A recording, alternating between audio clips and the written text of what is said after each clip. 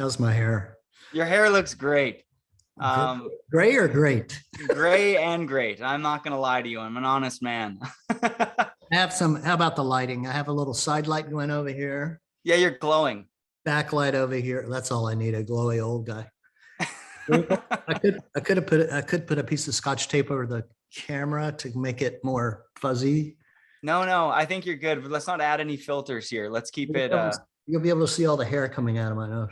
Yeah, you push all that up. And then once you're done pushing all the hair up your nose, we'll start this thing. Oh, good. So make sure maybe I could hide my bald spot maybe a little bit. Okay. Yeah, aim down. Pro tip. And hide the old, it's funny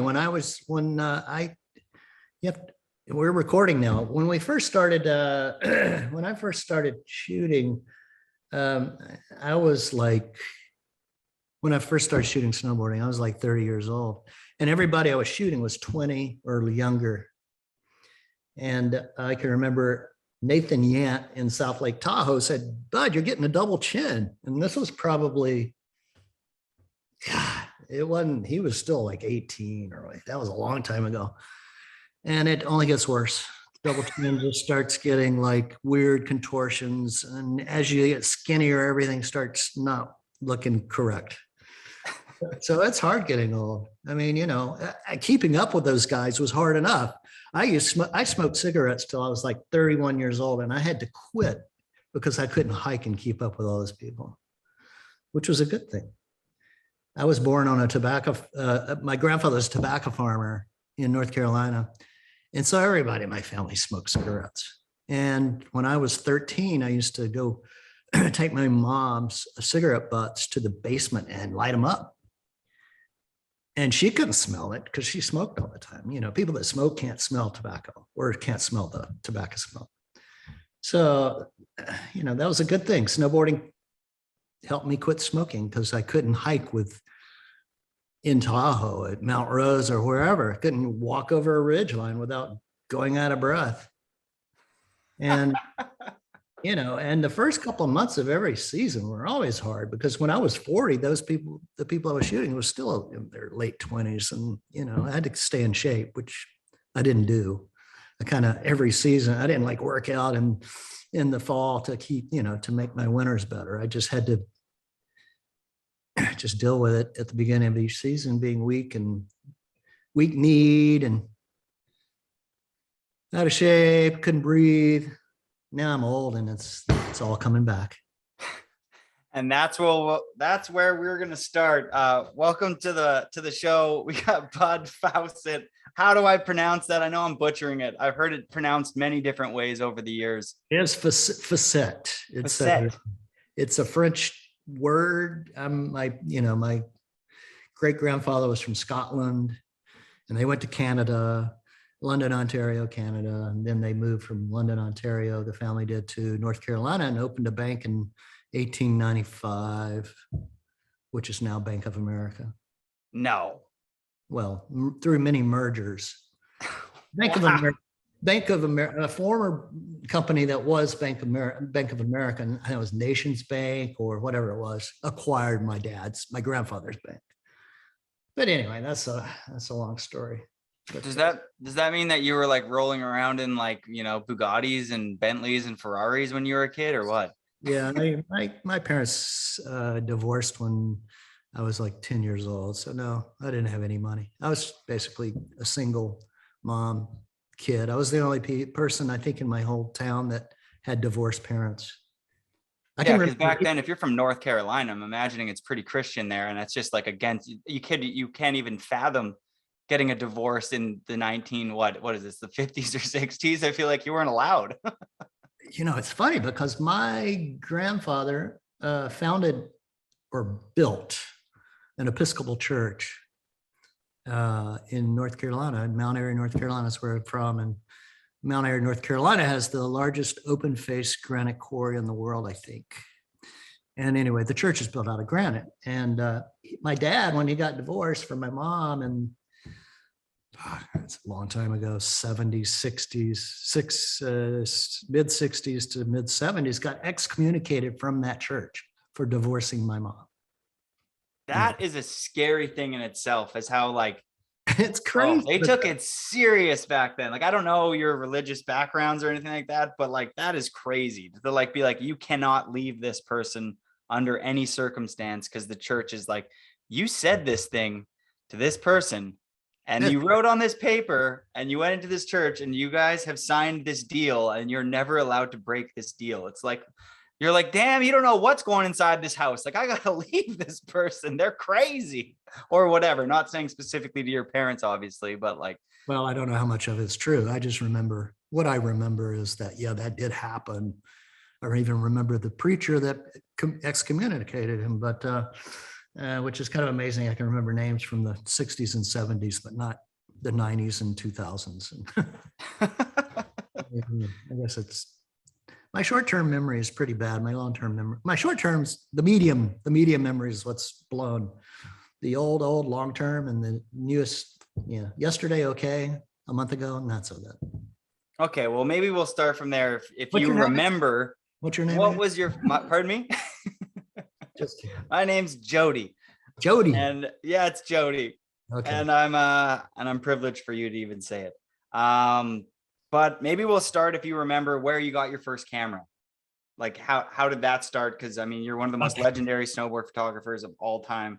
You're gonna die. This is the funniest story because serendipity. Here we go. In high school in like 68, I decided I wanted to join the yearbook staff. And they said, well, what do you want to do? I said, I want to be a photographer. So they hired me. I didn't have a camera yet. I'd never taken a photo. And so my cousins owned a newspaper in Mount Airy, North Carolina called the Mount Airy Times. And they heard I was on the yearbook staff as a photographer. And they hired me to be a photographer / darkroom guy.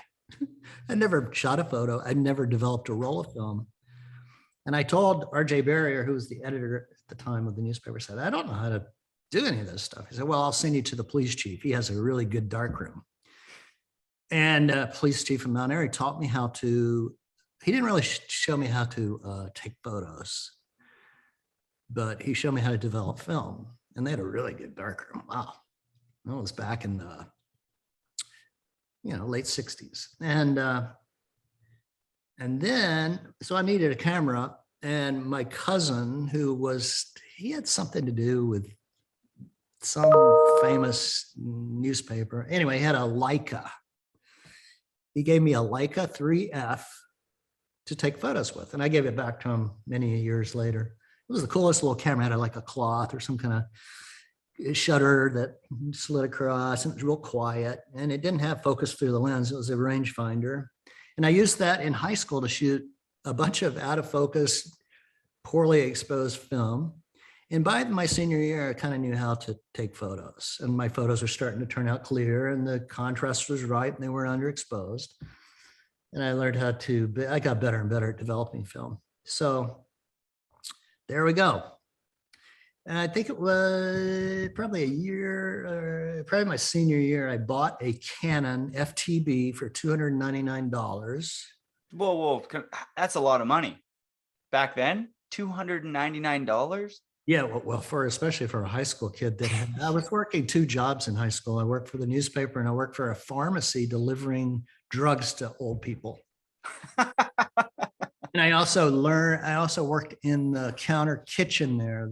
They had like a diner area. It looked like an old, 50s diner with the wraparound counter and the stools and all the stainless steel. And so I learned how to cook hamburgers and make potato salad and all this other stuff. So that's where I love to cook now. It's the one thing I would do with my life if I wasn't so freaking old. But I love cooking. But anyway, so I did all those weird jobs. And so I was able to afford the $299. And I think when I was in high school, I bought a JCPenney stereo and a Canon FTB. Those were my big expenditures when I was in high school. My mom complained about the stereo, of course. But nobody ever spoke much about it. I got a photo somewhere on my Facebook with me and my camera. It's so scary looking though. We should share a screen for that photo. Maybe you can pull it up while I'm rambling. If you go to my Facebook page and go to my photos, or you actually, if you don't follow me, you can't see my photo. Anyway, I don't think. Maybe you can. Social media, leave me alone. But anyway, I bought a camera, FTV. It was a pretty good camera.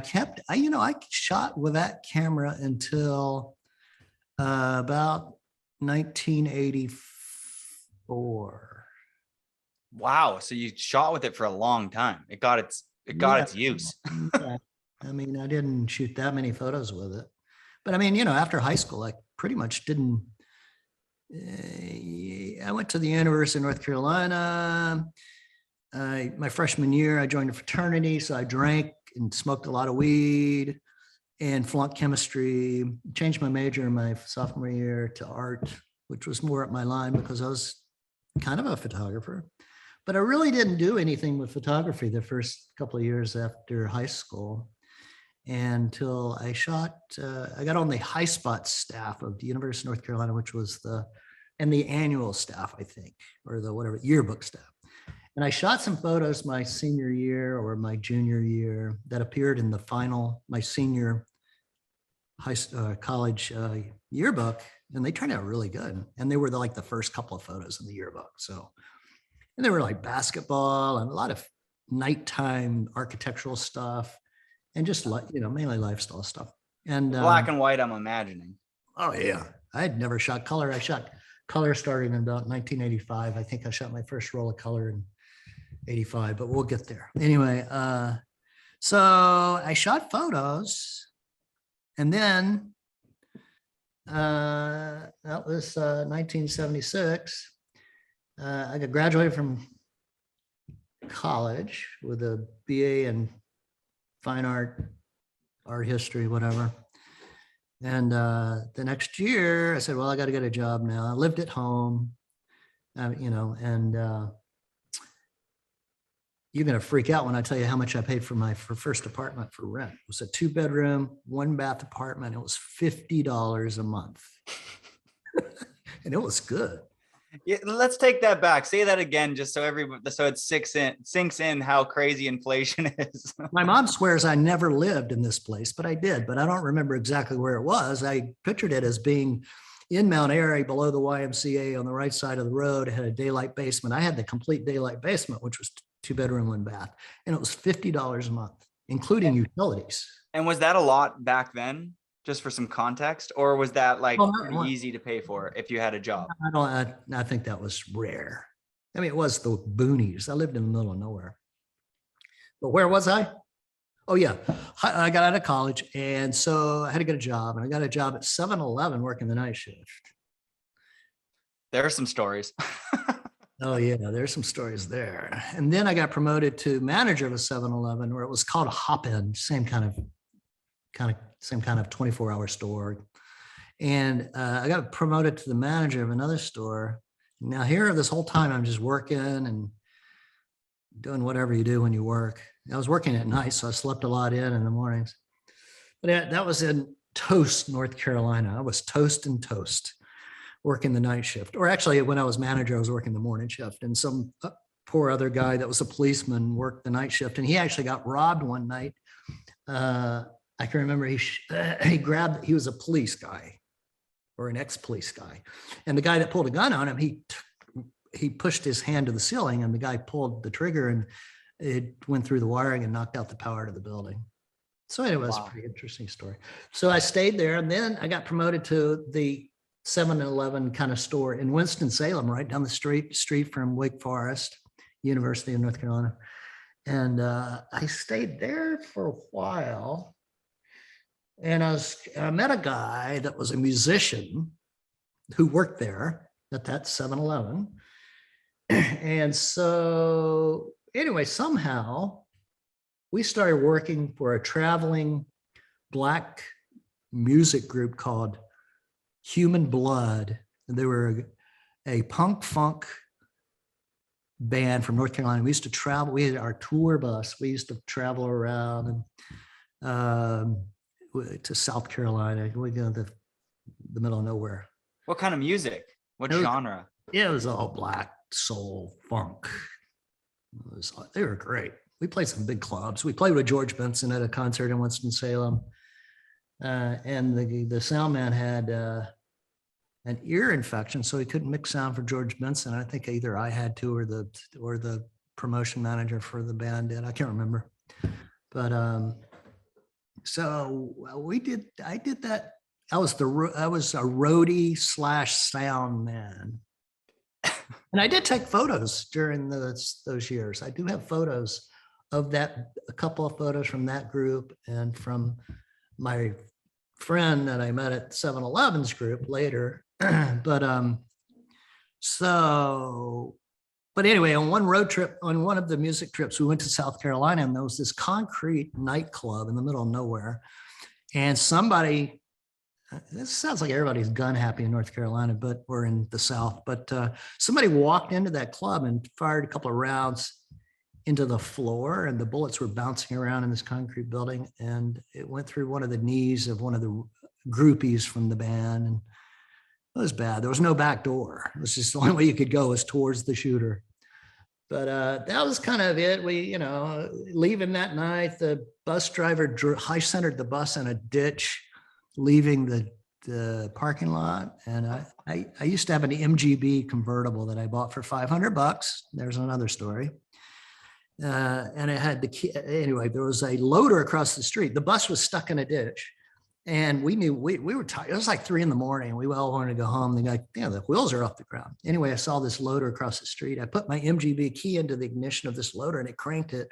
I drove it over, bounced the back of the bus out of the ditch, put the loader back, and we drove home. But where's the guy with the bullet in his leg? Is he at the hospital?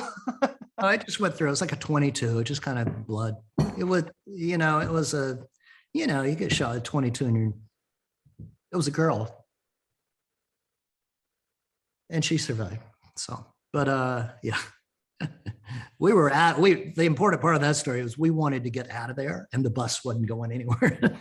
So I made it happen. Anyway, shortly thereafter I left, I decided that I wanted to go to California. Anyway, I hadn't really shot photos yet. And this was in 1978. I got my red MGB, said, okay, I'm leaving now. I had, I think, $500 in a credit card to my name, which in 1978, you could make it for a while for $500 in a credit card. But anyway, I drove cross country. I was going to go to Colorado, and I was going I-40 south through New Mexico. And I got to where I would turn to go to Colorado. I said, I really should see the Pacific Ocean. So I kept going through New Mexico, and I noticed that the humidity disappeared. It's very humid in the South. It's like in the August, you would just lay on your bed in the South and your body would stick to your sheets because it's so humid there. It's disgusting. That sounds horrible. I hate being too hot. But in New Mexico, the humidity completely goes away. It's dry. It's dry heat. It's like, yeah, it's dry heat. Anyway, I drove across towards LA. I went through Needles. I camped in Needles. I did a lot of camping on all my road trips early on.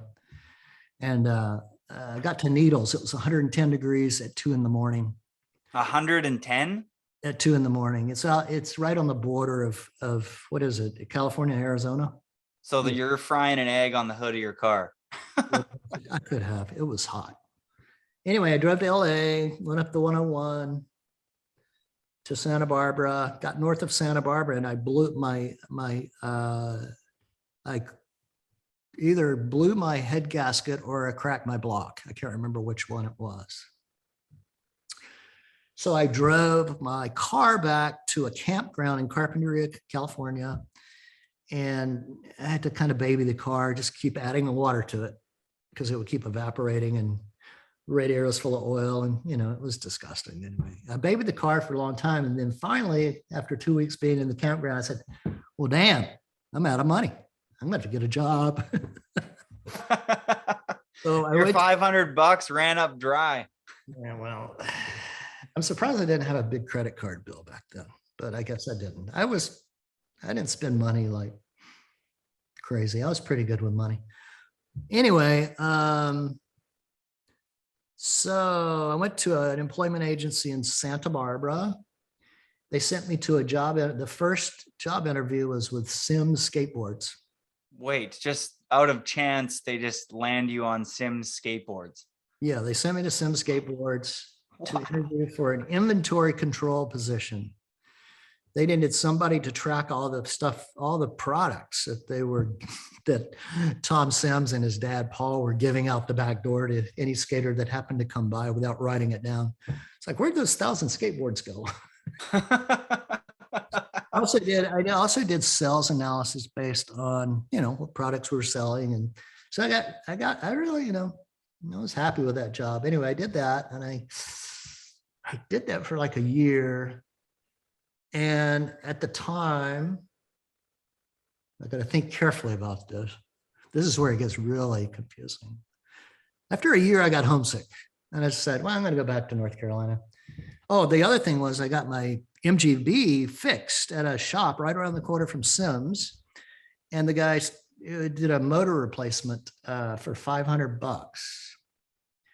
But it wasn't the MGB motor he put in it. He put a modified Budweiser racing engine in the MGB.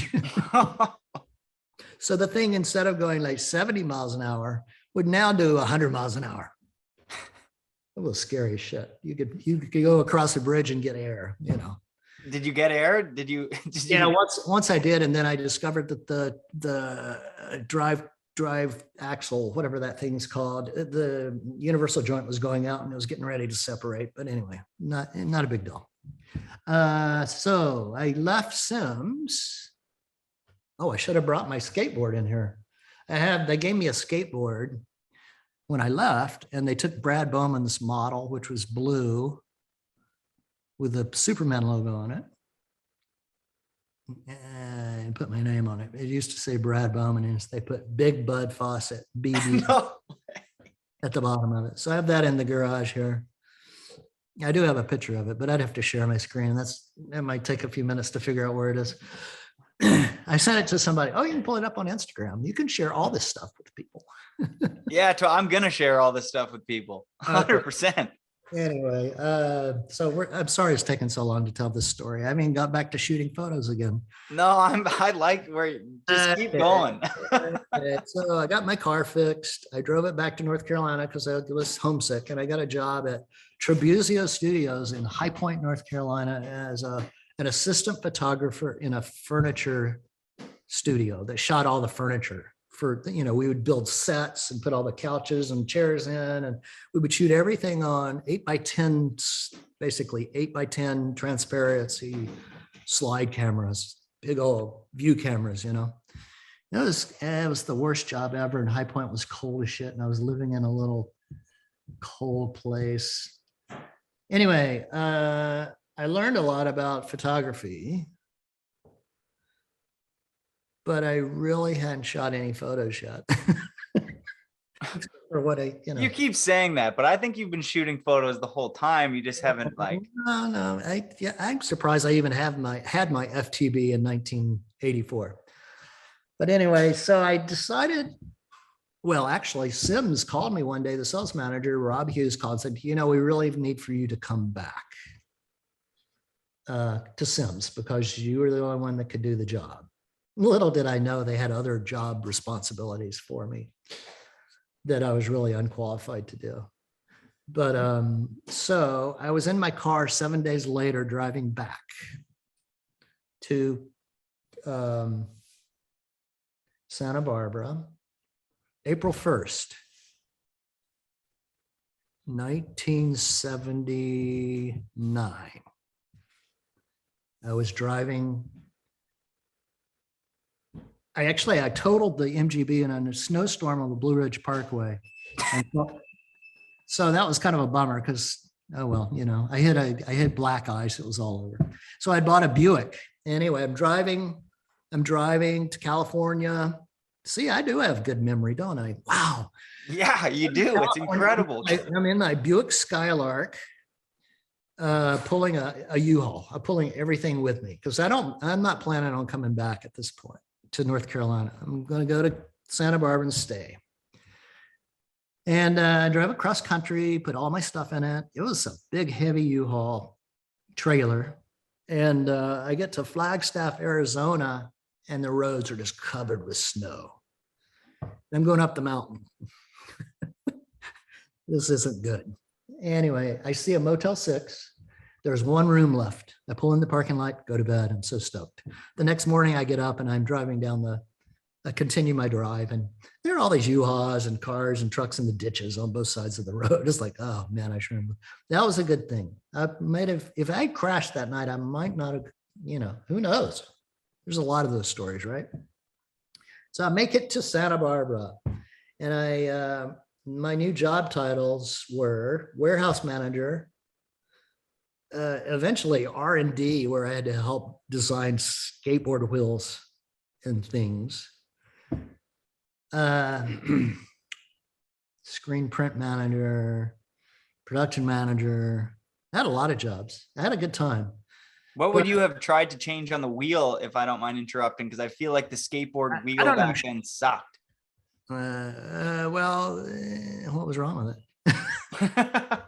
I don't know. You tell me. I wasn't a skateboarder. I didn't know. I mean, I did skateboard a couple of times, street skate with Chuck Barfoot and some other people down Mountain Drive or the road through Montecito.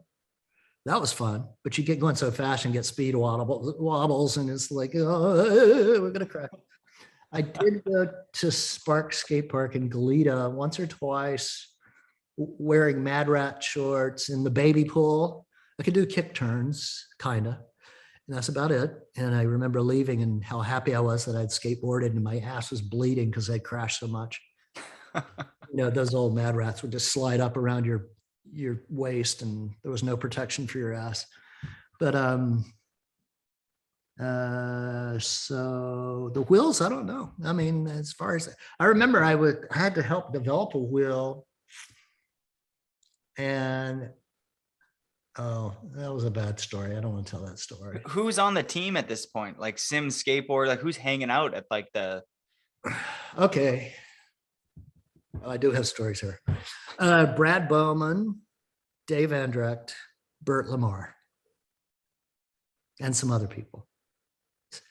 Actually, Brad and I were talking about this like 2 days ago, because I asked him if I took him. I had to drive the Sims team back to LA, and Margie Sims, this Tom's sister, let me borrow her Beamer, her red, dark burgundy stick shift Beamer, to drive all these kids back to their homes in LA, because they were like 18, 17, whatever. I don't even know. They were up there for some meeting. I remember we were in a falafel stand on Milpa Street near Sims, and Bert was spitting on people because he was so punk. And that's my only memory. Anyway, I drove those guys home, and it was a good drive. But those were the guys on the team at that time. So that was about 1981, 82, somewhere in there. And that's when we had the recession kick in overnight. I can remember Tom and Paul and Margie went to a trade show, and the phone did not ring at all for the entire time they were gone, for people calling in orders, because we didn't have the internet then. There was no online ordering. And it's weird to think about the times before smartphones and internet, but we'll get there. Anyway, around that time, Tom licensed some skateboards to Vision Sports in Newport Beach. And I went with the company to Newport to work with Brad to kind of get things set up, because there were some things that had to be done. Yes, lots of things I can imagine. And I can remember at that time also, that's when, because it was weird. I remember Christian Hosoi came in, and Steve Rocco and some other riders, but it was also a time where team riders are being dropped like crazy. Like, no, we're not going to pay that guy. It's like, what? Really? Kind of a nightmare. We even, like, I don't know if you remember, we actually, Paul Sims and I used to die. I don't know, the things we did. We used to take like photographic processing trays and dye wheels half and half. I don't know if you remember skateboard wheels that were one color. No. Anyway, you could dye them like, and you know, when they're turning, they make flashies, you know, it's like sparklers. Anyway, we still did that. I remember at Brad's place too. He just like, what the heck are you doing? Now we're making two-tone wheels. Can't remember what they called them exactly, but I didn't really like LA. I didn't like living, you know, it was so weird because the company was in Costa Mesa, Vision Sports. And Brad Dorfman put me up. He had an apartment on the beach in Newport, and he put me in that apartment to live. What a deal, right? I could look out my window and see Catalina Island. It was so killer. So anyway, I lived about, and right next to a surf skate shop and right on the boardwalk in Newport Beach. But after about 6 months, I don't like it down here. I'm going back to Santa Barbara. Now I have to refer to my notes at this time because things get dicey. I feel like what you're articulating is a lot of people's dreams, like to live in California in like the late 70s, early 80s. It's like, you know, awesome. surfing, skateboarding, boom, like the house, the car, like that whole lifestyle, that look is like what people try to replicate to this day. You know, I went to a bunch while I was there. I went to a bunch of concerts at the Hollywood in LA.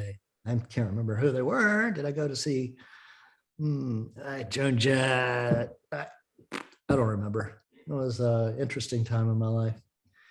But so yeah, I went back to Santa Barbara in 1982. I left Dorfman. Are there any other stories about? It was interesting. When I was at Vision Sports, there were 3 people in the company, 3 or 4. And the year after I left, there were 300. What? So it grew really fast. Vision Sports was huge in the like 84 to, come on, you know that. Well, I mean, I know the name, but like, let's be honest here. That's before I was even way before I was born. I've heard these names before. And well, it was crazy how quickly the company grew. But well, from 3 to 300 is like, that's insane. Oh yeah. Well, I mean, it didn't happen overnight, but a year. Well, maybe 2 years. I don't know. It got really big, really fast. And as well, at some point, Brad took over the Sim snowboards part of the business. Yeah, that's right. Anyway, that was after my time. He went, Sim snowboards went through a lot of transitions from one guy to the next licensee to another. And even still, I think probably. But anyway, in 1982, we're getting up to the photo stuff again. How long has it been? An hour? A while. I'm curious to hear like your first time shooting a snowboard photo, because I mean, you were there basically for the invention of snowboarding. Well, I was there kind of right after it. I mean, the invention, yeah, 80, yeah, you know, it happened in the late 70s, whatever. But when it really got going was like 82, 83, 84, 85, you know. So anyway, I went back to Santa Barbara and I worked for as a subcon. No, I got paid. No, I was on salary to work for a place called Interior Planning Associates, which was in Montecito, California. They did commercial installations of furniture. And I actually, it was kind of a complicated job. It was a lot of responsibility, but they were paying me nothing. I did the Northrop Aviation installation in LA with a multi-story building using cranes. And I think I was making like $1,500 a month. And I quit because I wasn't making enough money. And the sales guys were making like 10,000 for that one job. And I made 1,500 for installing it for an entire 30 days. You know, sales is where it's at, man. But anyway, I stayed for a while. I hired at one job, Evan Feen, who was a snowboarder did I skip something? No, I'm not there yet. Evan Feen was a snowboarder in Tahoe in the 1981-82 season, which was the big year of snow in Tahoe where they had the avalanche because they had so much snow at Alpine Meadows. But anyway, I hired him to help me in the installation process at this company. But in 1983, God, I'm looking at the history of snowboarding right alongside of what my timeline was. It's kind of funny. Anyway, I left in that company, and in 1983, the original Sims artist, Bernie Tostenson, and I started Brand X Skateboards. And we would, the boards are being still made at the same place that all the Sim stuff was being made. And, but Bernie did all the graphics. He did all the Sims graphics and the Vision Sports graphics. And now we have this new company, Brand X Skateboards, which was competing with Brad's Vision Sports and Brad's Sims. And he's kind of pissed off, but, kind of pissed off or pissed off? Oh, he was pissed off. And as well, I had all the connections to because of my background with both companies, I had the connections to all the distributors, because at that time it was all wholesale. There was no internet marketing, direct to consumer, whatever. And so we did really well that first year. I mean, we actually made money our first year of having a skateboard company. Not much. We paid I started it with my Visa card. Most companies aren't profitable for like 3 to 5 years. Yeah, well, the ones that don't fail. we weren't really taking a salary, but we were paying our bills. And it was because I had a Visa card. I put like $10,000 of products on my Visa card, and I was able to pay it off before it was all gone.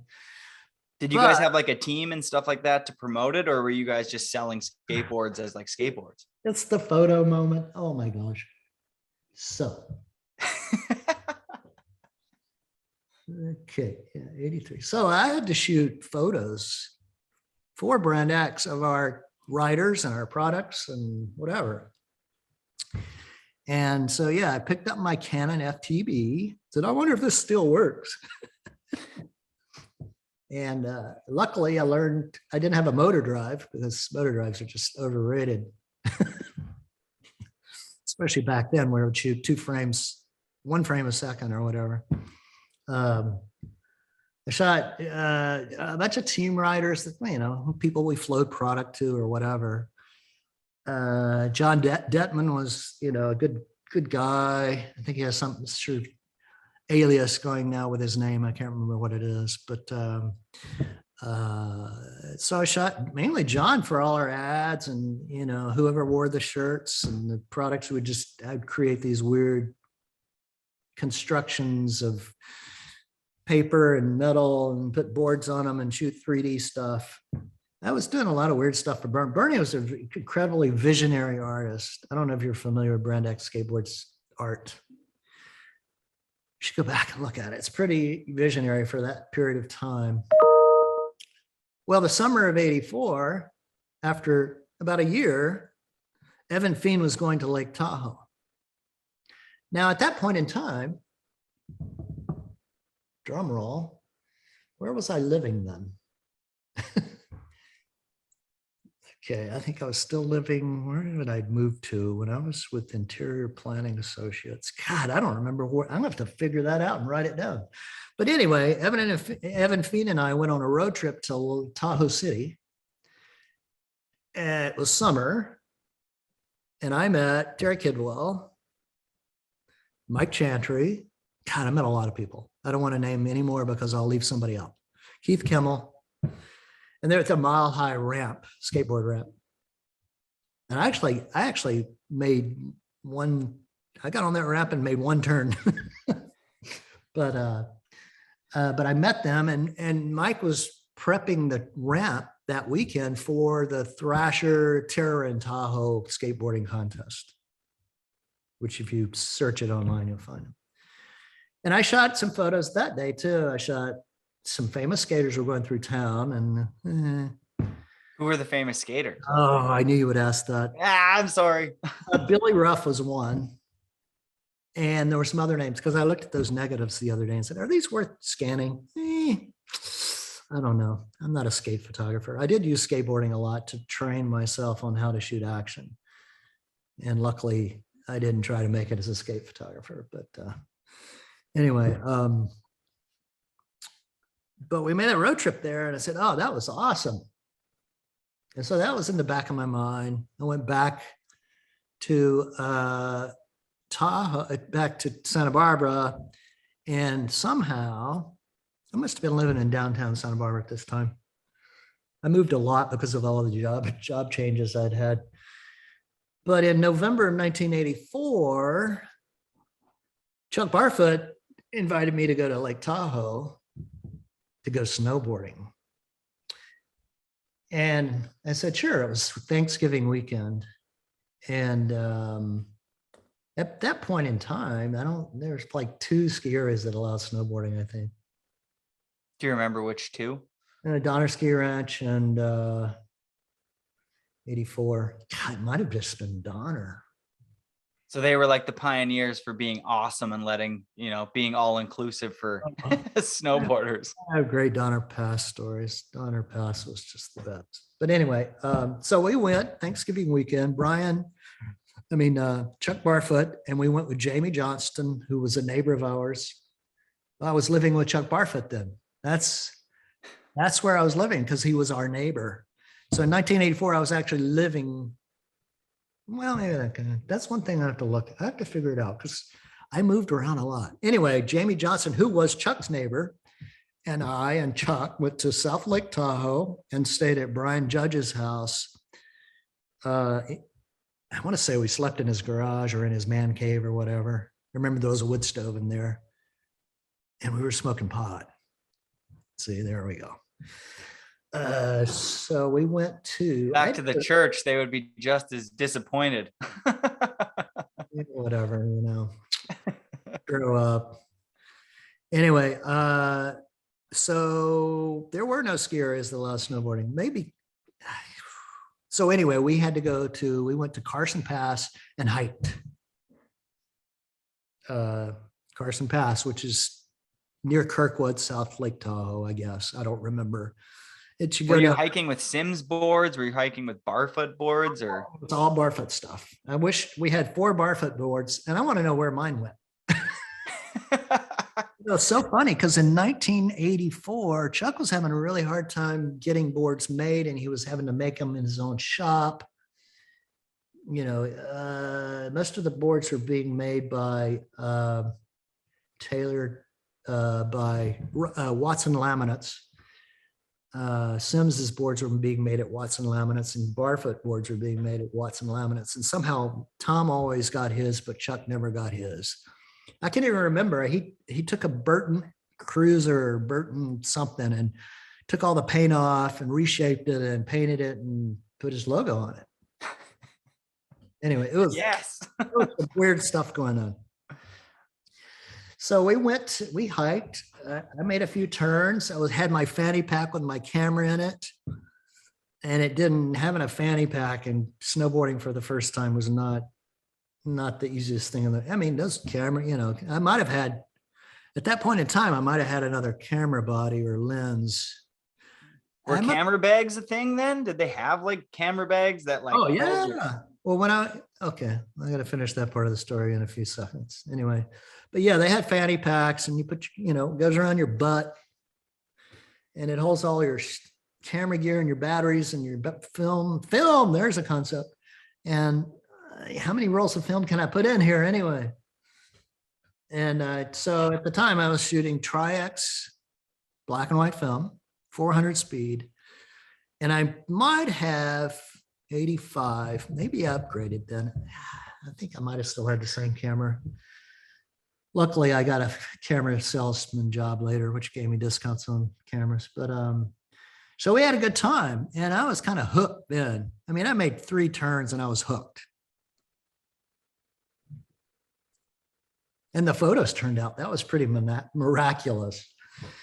I did have some other lenses at that point in time because I remember I broke one of them a few months later. But yeah, I got one camera, 3 lenses, a bunch of film around my waist, trying to come down in a board without a tail on it, with fins on it, no edges, with no high backs. It was a good time. So we broken drove ankles. Yeah, I just think of like painful ankles at that point. Like I felt bad for everyone snowboarding in like the 80s. I'm like, did everyone go home with like messed up ankles at the end of the day? Oh yeah, I can tell you stories about messed up feet from those bindings, and bad boots. I had a bone spur on my foot, but that comes later on where I'd have it removed. Otherwise I couldn't snowboard anymore.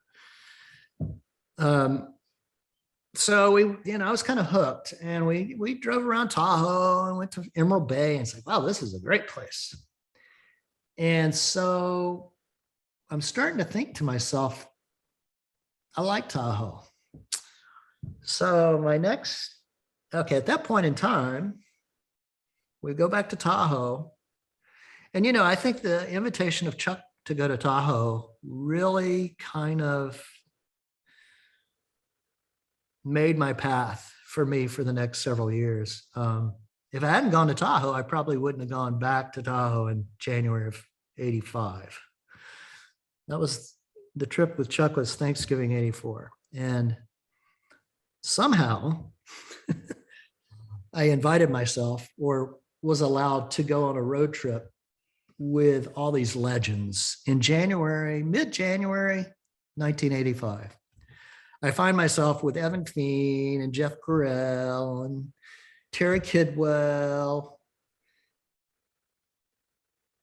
and Steve Link, Mike Nakamura. Oh, I should pull the photo. I can't remember everybody else was there. Boy Agro, all these people. In mid-January, most of us meet at in Tahoe there used to be it was an old ski area, but it was closed near Alpine Meadows. We went hiking. Still, there were not really any places to go except maybe Donner Ski Ranch. We hiked around in Tahoe, and then we all met in, let's see, okay, I was taking photos of this particular trip. And I think I might have had a new camera at that point. It would have been really old. It might have been like a Canon T90, which took 3 frames a second. I don't remember. But anyway, so I'm taking photos. We're mainly just hiking. There weren't a lot of riding shots. I did take a couple of photos on the Chuck trip of Chuck snowboarding and Jamie snowboarding. Not many. I think I took 2. And then some posing shots. On that road trip, when we got to Tahoe, we met up and we hiked a lot, and I took a lot of hiking photos. Anyway, we met, these guys were getting together to do a demo at Park City, Utah. We were driving from Tahoe to Park City, and other people were meeting us there. And we get to Park City for the demo, and Park City won't allow us on the ski lifts to do the demo.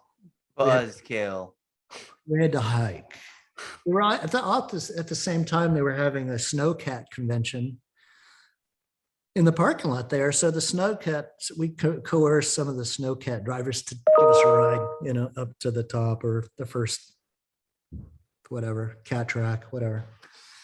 But we did a demo, and I took some really awful photos. And that's the first color photo I shot, actually. I got one of Bob Klein and one of Steve Link and one of, Steve Link and Bob together, and one of Jim Seacrest on the side hits. I think I put that on my Instagram account the other day, and everybody else, whoa, this is the best photo ever. It's like, really? Ooh. But it was all. Are people just shredding down the hill, like snowboarding, not leaving the ground? Or, is like Bob like launching and trying to grab his board? No, the only person catching air on that trip was Jim off the side hit, the little powder stash on the side of the run. Everybody else was just carving, But that was a funny road trip. Anyway, I did not snowboard at Park City. I just walked and rode the snowcat. I just walked and took pictures of everybody doing whatever. I did still have my barfoot board, the finned edgeless, no high back snowboard. I don't think they had high backs then. So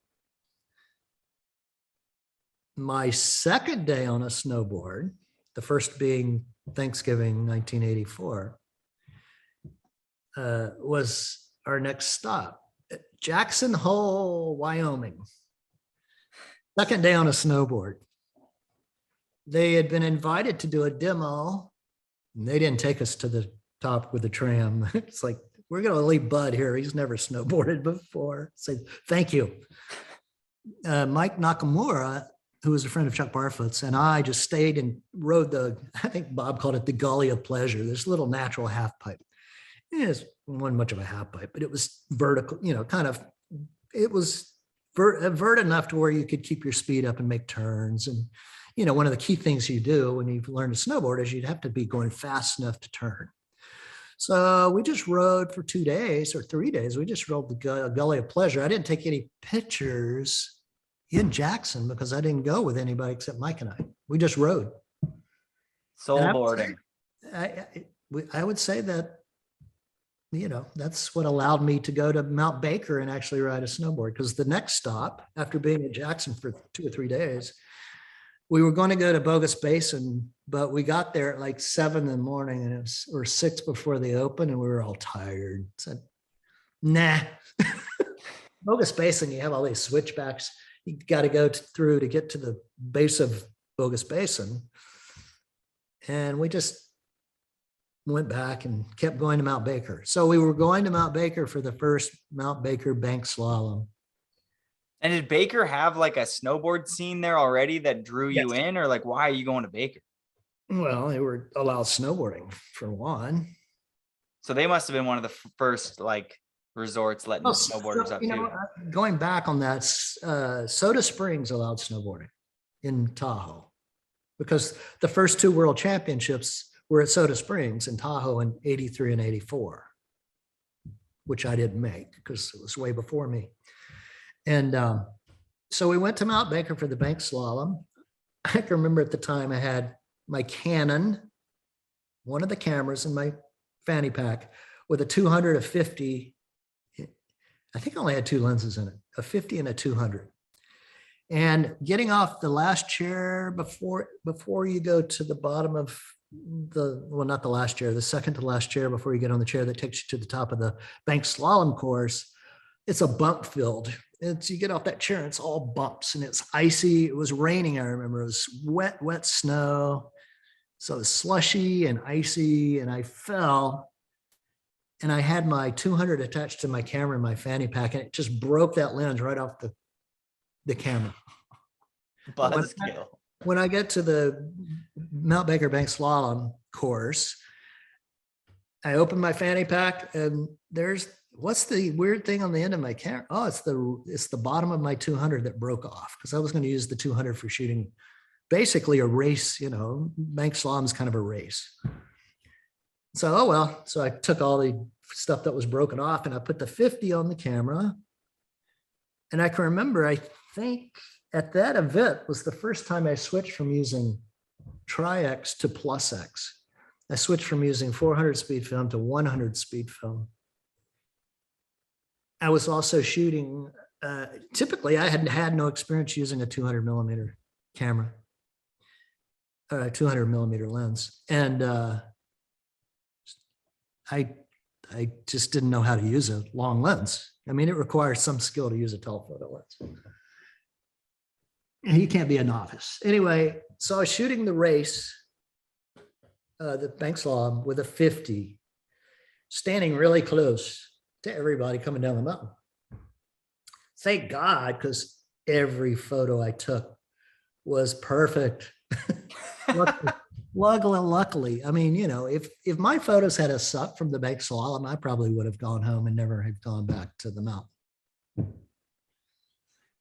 Because of that click, because it all worked out. Baker, because of Mount Baker, if all those photos had been underdeveloped or out of focus or overexposed or whatever else can go wrong with film, you have no idea for 2 weeks, usually if you're shooting color. But I was developing my own film this whole time, not this whole 3 months. I was renting a dark room in downtown Santa Barbara. The guy that owned that dark room was Walt Welker. And Mr. Welker was a photographer that had opened a rental darkroom in Santa Barbara. God, he was probably 50, he must be, if he's still alive, he would be about 90 years old now. And he used to critique my work. It was incredible. I would go in there with my rolls of film. I think at Mount Baker, I shot probably 3 rolls or 4 rolls of film, because I only took Sometimes I would take two of somebody coming around at one of the Sims, because it was a Sims branded event, had the Sims gates. But every photo was pretty much as sharp. There was no depth of field problems that you have with a 200. So luckily I just could focus on kind of near the gate, and anything in front of and behind would be in focus. It worked out great. And luckily I used a 500th of a second or a 1,000th of a second. I don't know what, but the tone was good though. The Plus X was really great film. Not a lot of grain, good tone. Anyway, I took that film back and processed it in Santa Barbara because we left Mount Baker. We didn't really ride after the event. If I interrupt you there, who were some of the riders that you saw at Mount Baker during that event? Can I pull out my list? Okay, here we go. Who won? Yeah, I'd have to figure it out. Tom Sims, Terry Kidwell, and who was third? I think Ken Achenbach was third. Craig Kelly, I think, was fourth. I'm probably really messing up the order of who won what.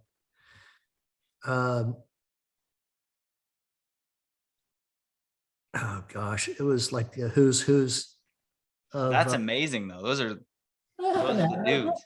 I happen to have my book. Everybody asked me. This was my original road trip book from that trip. No way. Right there. Right there. Are you going to open it up and then get the details? I'm going to tell you who was at that event. Here we go. Tom Sims, Terry Kidwell, Ken Achenbach, Craig Kelly, and Bob Klein in that order. 1 through 5th. There's the results. No way. And that was written the day. That's amazing. Yeah, they may have had a printout. They had printers back then, but there were no online results. For anybody who's just listening to the audio version of this, he just whipped open a book that just happened to be the book from that event. It's funny because I've never read the names off. Les Quizot, who was a musician. Eric Swan. Was there a female category back then? Yeah. Hold on a second. No, there wasn't a category. I think it was all, no, I don't think so. I'll tell you in a second when I can find out if they had women's winners, but yeah, John Calkins, who started High Cascade Snowboard Camp with John Ingersoll, Mike Olson, GNU. These are the people that were at the bank slalom. Evan Feen, John Heine, I don't know, Alan Collins, Rudy Rasman, Jeff Fulton, Marv Christensen, Grady Windsor, Eric Gallison, Carter Turk, Scott Henderson, and then a whole bunch of people that DQ'd. Rudy Rasman. I'm best friends with his son, Chris Rasman, now, who's a phenomenal snowboarder. He got 13th at the first Mount Baker bank slalom. Oh, Rudy, that's my boy. At a time of 31 seconds and 45, 31, well, it couldn't be minutes, 31:45. Nice job, Rudy. Way to go, boy. Tom Sims got it at 23:86. Terry Kidwell, 24:56. Ken Achenbach, 25:43. And Craig Kelly, 25:46.83. Cool. What a race. Anyway, that was good. That was amazing. Julie Weisener. That's the only lady I see on this list. Anyway, 6th place. I think I even wrote down how much people made. Oh, we love hearing about the money. Oh yeah. But I don't know if it's. People made money from winning the Baker Banked. I think now it's like you get like a. Here were the prizes, and this is funny as shit. I need my glasses for this. The writing's so bad. You would think I had Parkinson's. It's as bad as my handwriting. Okay, Tom Sims got a Sims board. Terry Kidwell won a Burton board. Ken Achenbach, 3rd place, won $140.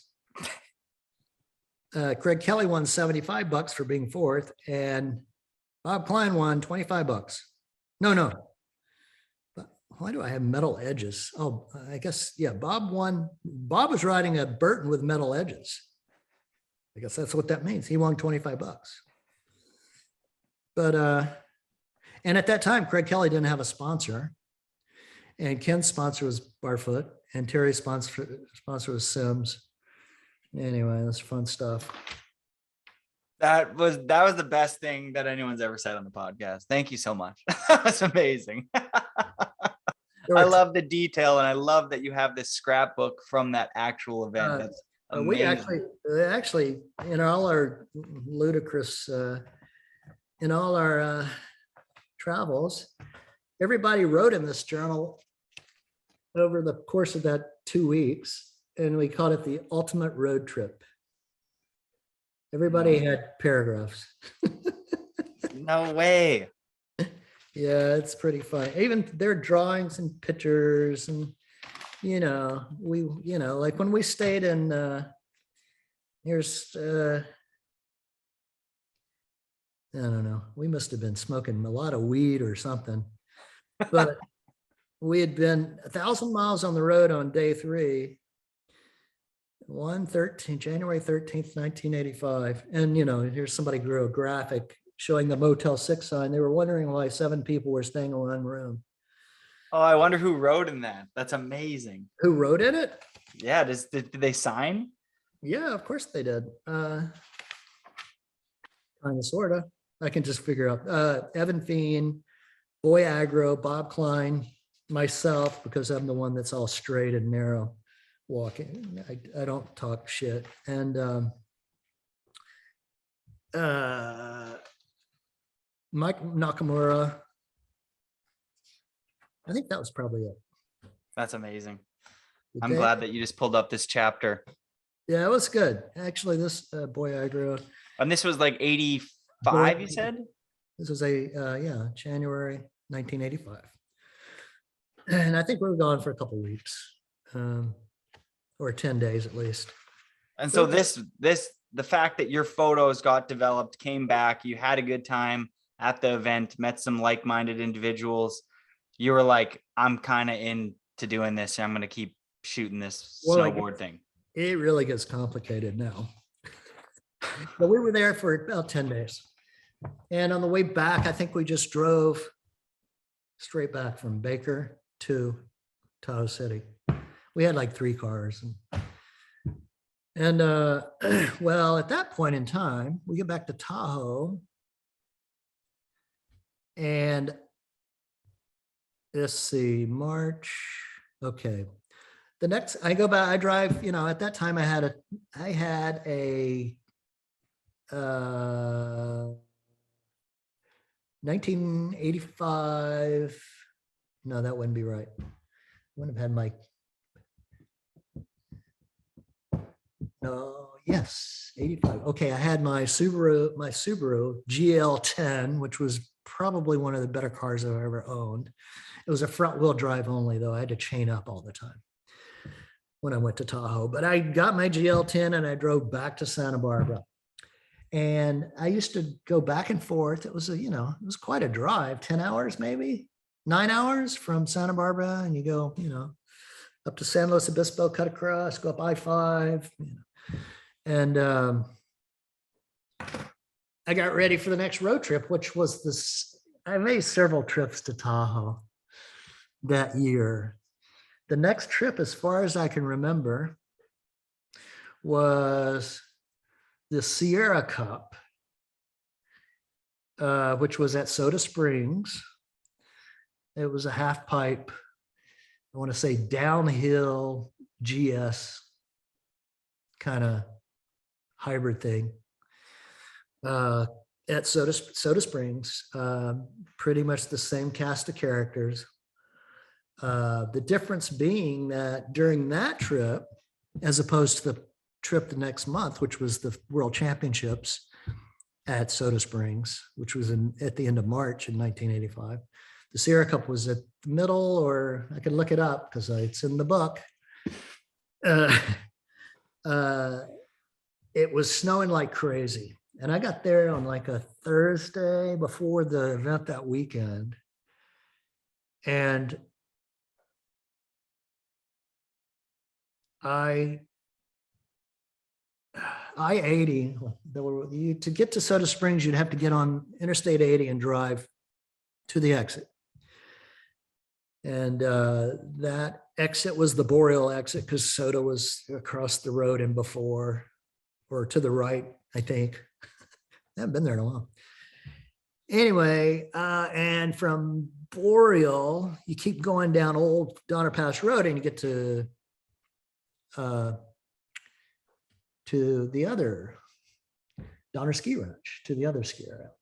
So on Friday morning, before the event at Soda Springs on Saturday, we somehow get to, I think we might have gone the back way. I don't remember, but we get to Donner Ski Ranch. There's nobody there. It's a powder day. There's 2 feet of powder. It's a powder day. Nobody can get there because I-80 is closed. And we're in the parking lot. It's empty. Donner Ski Ranch, empty parking lot, powder day on a Friday morning. It's Shaun Palmer, Terry Kidwell, Tom Sims, and me. Yeah, I know. Yes. And was it a good day? There were other people there a few minutes later, or like an hour later, or whatever.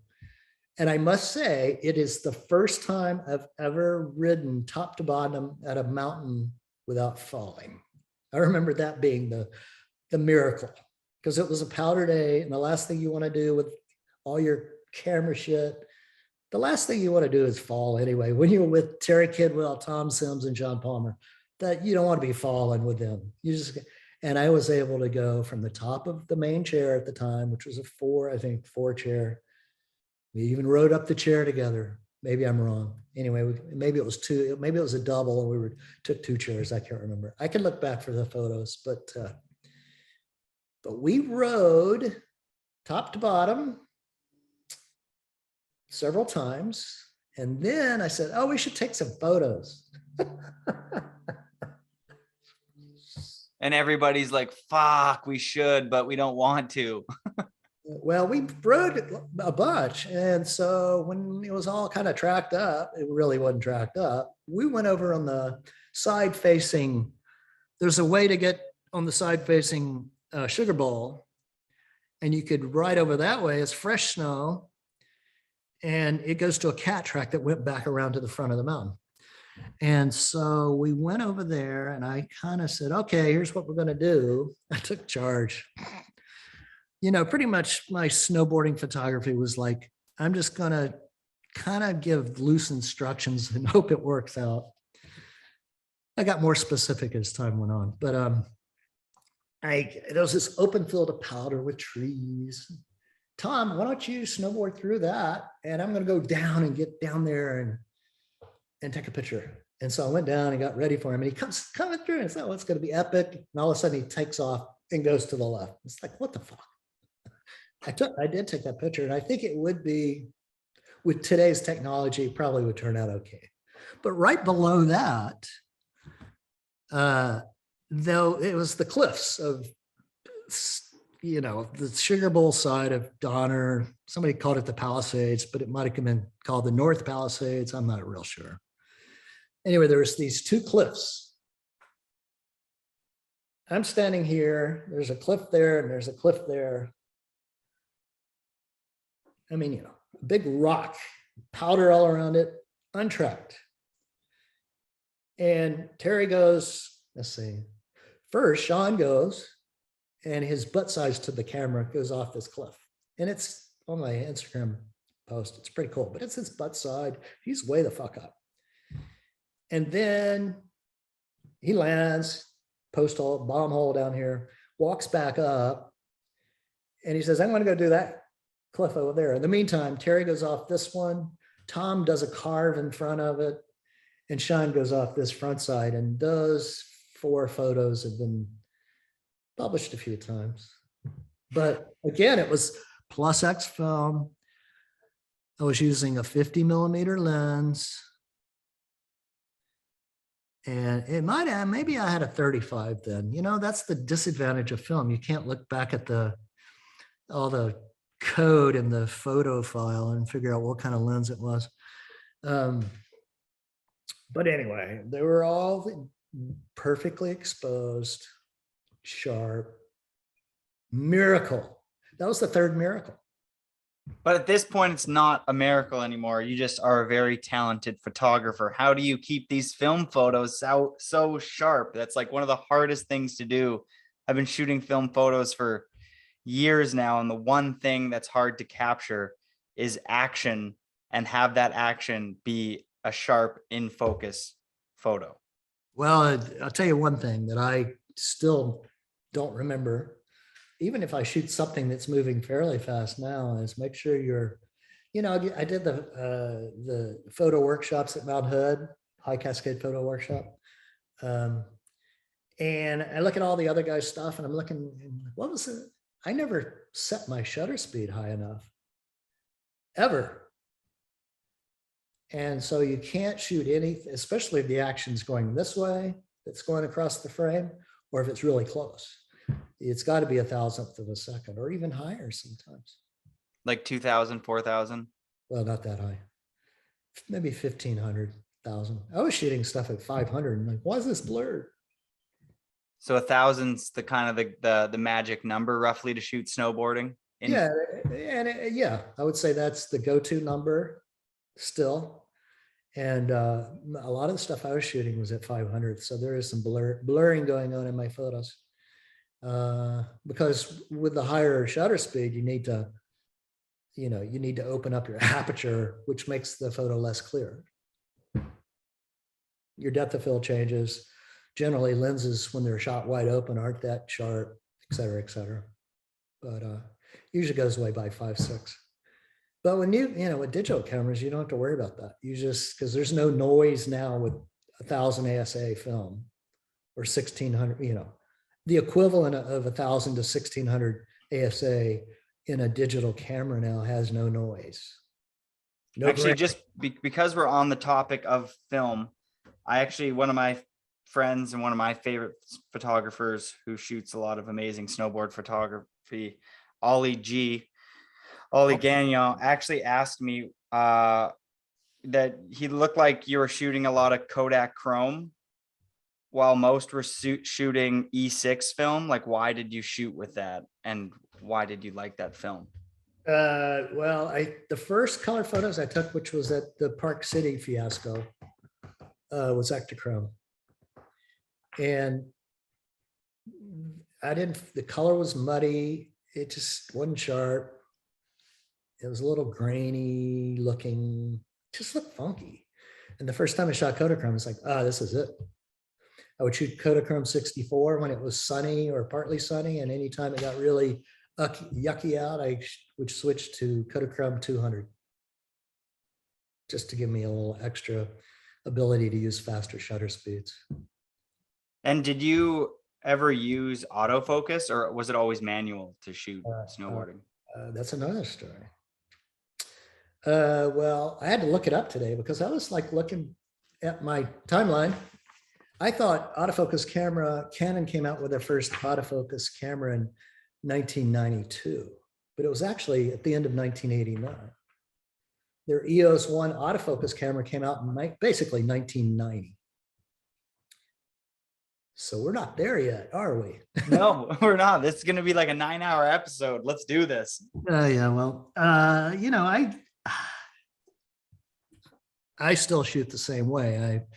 I have shot with autofocus, follow focus, and it's gotten really, really good.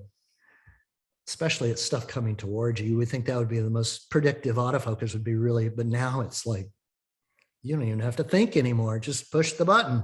No, totally. But when you're shooting somebody like Chris Roach in like the early 90s, are you using autofocus or is it all manual? It's so fast to shoot a half pipe photo to try and go manual. I didn't get an autofocus camera till 1992 or 3. Wow. So those early ones are all manual. That's insane. Well, you pre-focus, you figure out where the action is going to happen. And sometimes you're right. Sometimes you're wrong. And it looks like you were right a lot of the time.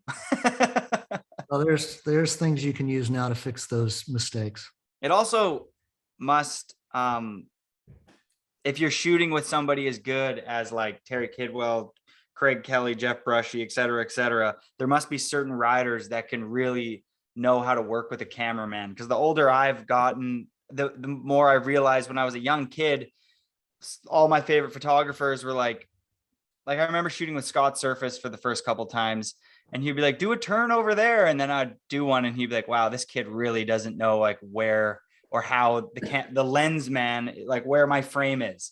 And then as you get older, you kind of understand how you're going to fit in the photographer's frame. So maybe touch on like some of the guys that were like wizards with like understanding where you were. I can't even believe you asked that question, because that question gets asked a lot.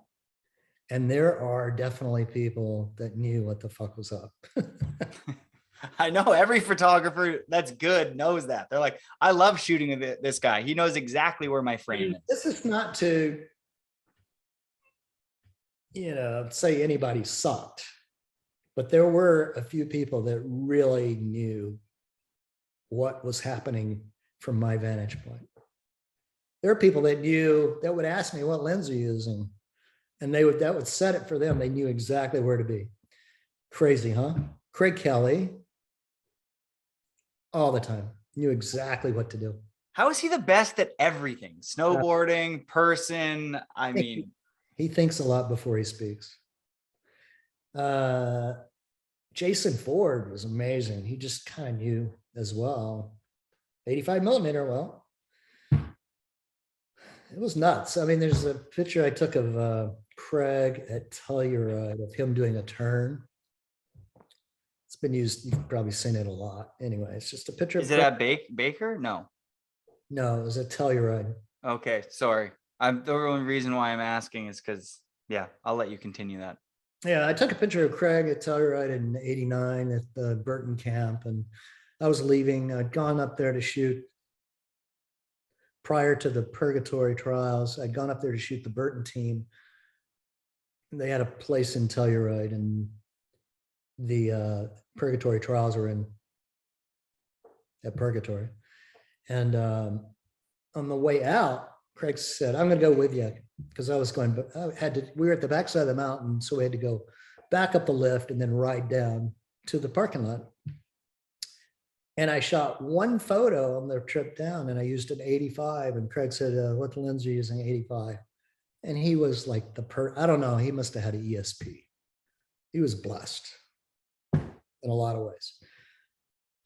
And you have to pull up that photo. Just type in Craig Kelly 89 Telluride, and you'll see the photo. But another photo that I want to touch base on, just because like I was mentioning, I was speaking to Ollie Gagnon about you, and he said, he's like, you got to ask him how much for the original slide of Craig Kelly turning at Mount Baker on Hemisphere. He's like, well, he wants to buy the original slide. I know, he wants me to scan the one before the one I scanned. And I sent him we were Instagram messaging the other day. And when did he ask you that question? Yesterday. Oh, okay. Because I scanned the one that I scanned that's in my wherever is the frame after the one he wants. There's the one that they published in Snowboarder Mag, and there's the one that I scan for everything I use. And the other day when we were talking, I found the slide and I took a picture of it with my camera on the light table, and I texted it to him, or Instagrammed it to him. I said, that's the one. And no, he can't have it. Sorry. I'll just.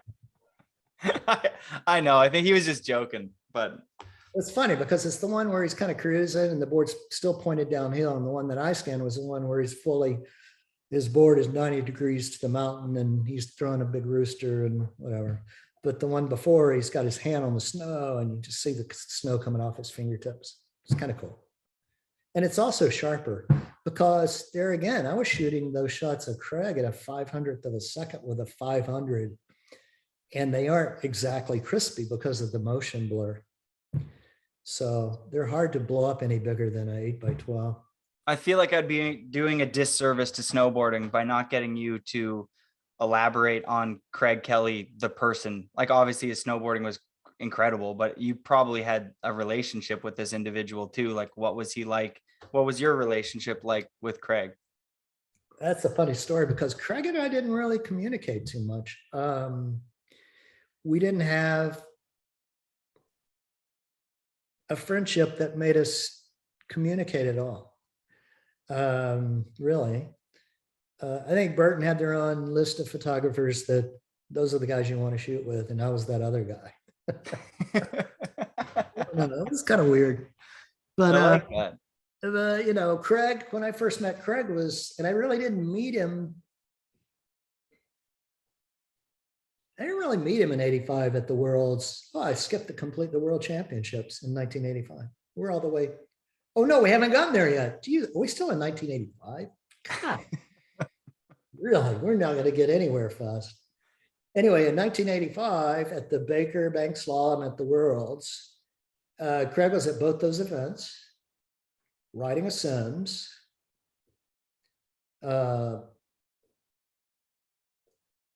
And you had to make sure in my mind he was still on a Sims then. Yep. And I really didn't meet him. You know, I said, hi, whatever. Actually, I take that back. There is a missing photo in my archives. That's freaking me out. I got to find it, but I think it's gone forever. And we haven't gotten to that story either. Sorry. There's a picture in my archives of Mike Rankwit and Craig Kelly at my house in Tahoe Park, Tahoe City. I shared a house with Keith Kimmel and Brad Labar. It was like one of those summer vacation homes that was cold as shit in the winter. And I had this photo of them somewhere in the house, and it's like the perfect, but I think it probably is in storage at the Tahoe Worlds photo files from when they closed way back.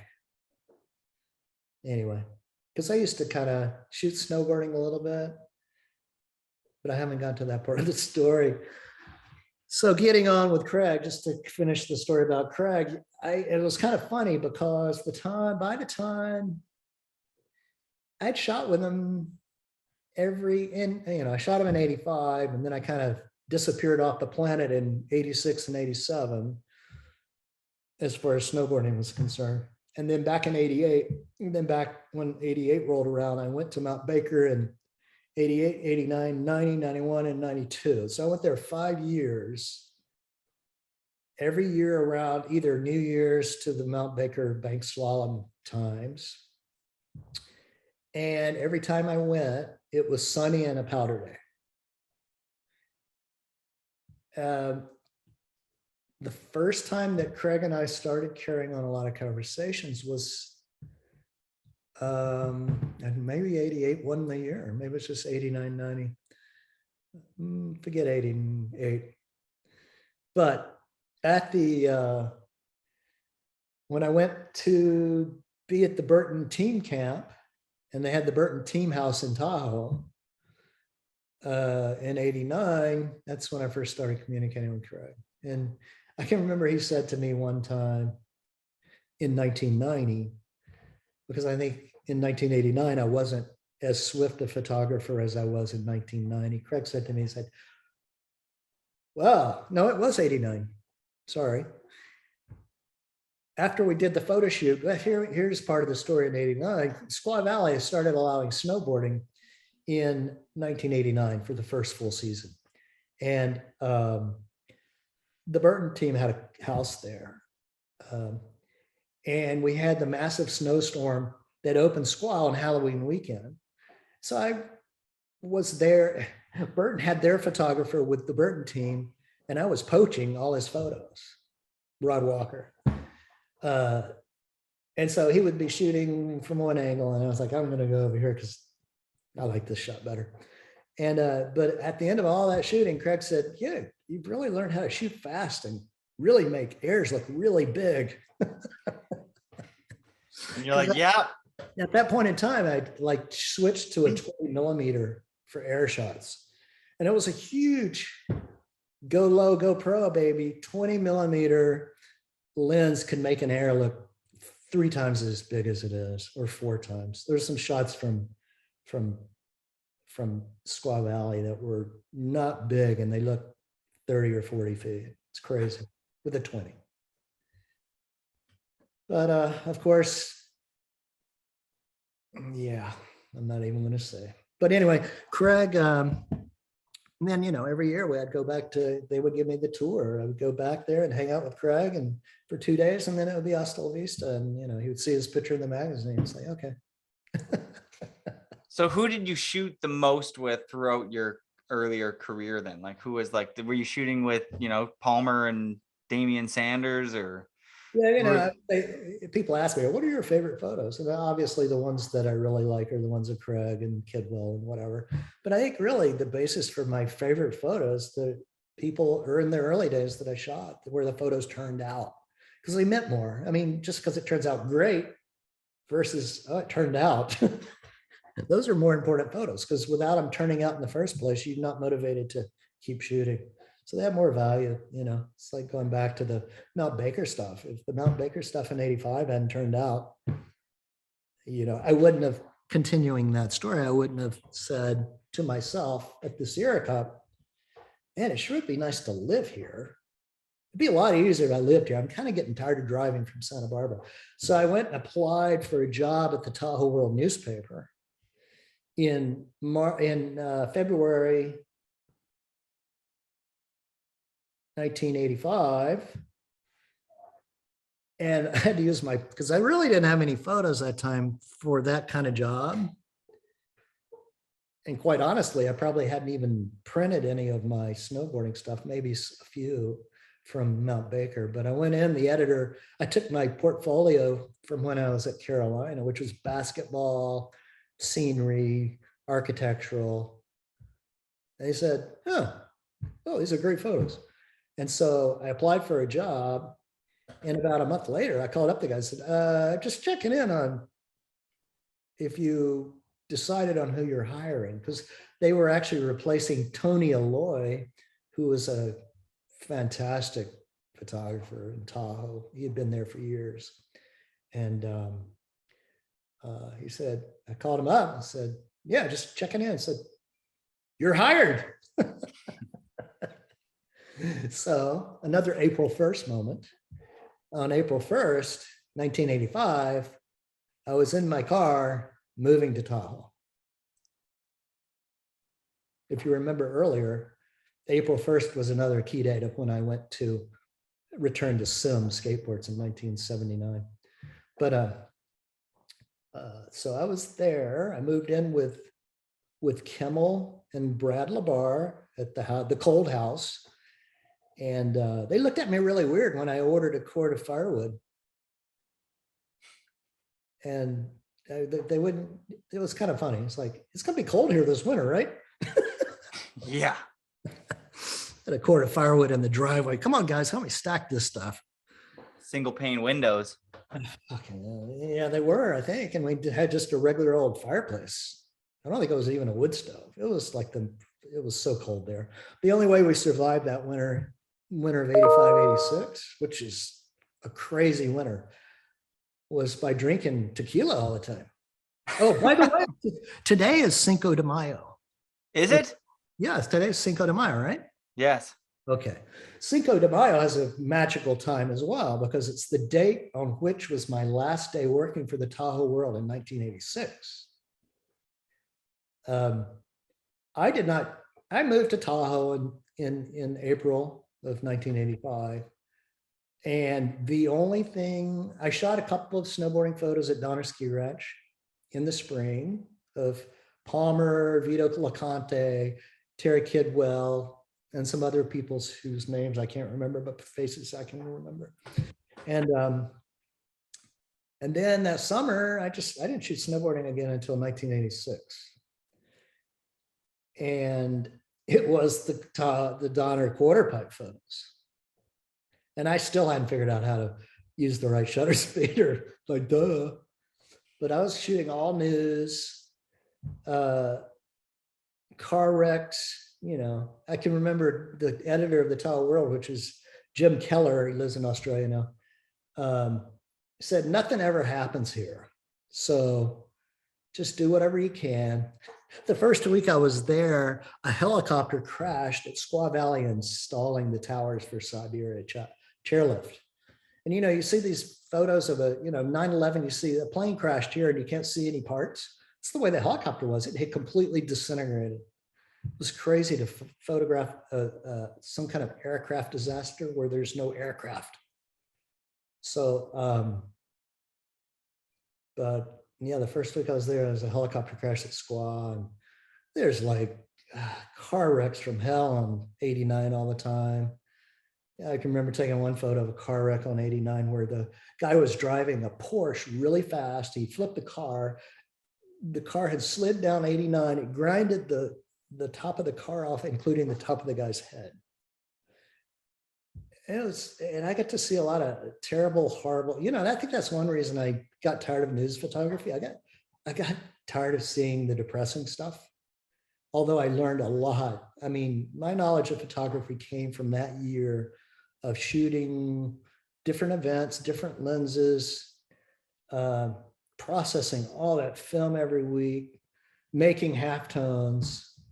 Because back then, in order to get, it wasn't like today, Quark Express or InDesign, you just take the scan of the photo and put it into the page layout program. You actually the photographer had to take the negative, project it on a piece of photographic paper with a halftone negative on top, a pattern, expose it, and then run it through a developer, which made the dotted, and then you cut it out and you paste it on the page with all the printed out type. And then they would take a picture of that to make the plates to make the newspaper. So I became quite the expert at photo scanning and making photos look right for newspapers. But where did I leave off? 1986. You want to skip a year, do you? Yeah, I shot a lot of depressing stuff. And anyway, so 1986 is moving ahead because it was a lot of news stuff. It was the biggest bump for my career in terms of learning what the fuck I was doing. By the end of the 80s, I kind of knew how to expose film. Unfortunately, it took me 5 years. But even now it's not even a concern. But a year later, Chantry and Kidwell and Joel Gomez and Scott Klum and Damien, Keith Kimmel, I think that was it. There might be one other person. We're going to the Donner Quarter Pipe, which is this hit that's only good when there's a lot of snow. And that year it had snowed a lot. In fact, that year they were worried about, this was weird. That year they were worried about the gas line. They're worried about an avalanche taking out the gas line in Incline Village and killing the gas to the Tahoe Basin. Well, that didn't happen. The gas line exploded under the Truckee River from all the rain, and the gas went out. No way. So we went without power and gas for a long time in that cold house, and I was glad we had firewood. So that was a big snow year, and so that hit at the bottom, it was actually right across the street from Sugar Bowl.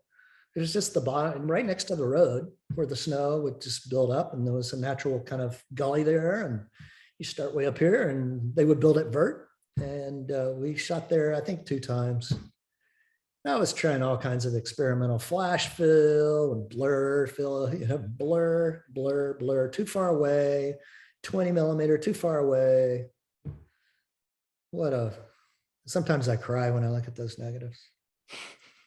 I did shoot for a couple of color.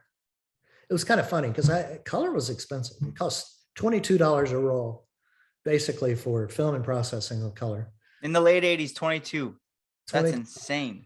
Yeah, it was expensive. So if you motor drive shit, and I remember Kevin Kinnear on one podcast say, yeah, Bud Fawcett, he never motor drive stuff. He was too poor.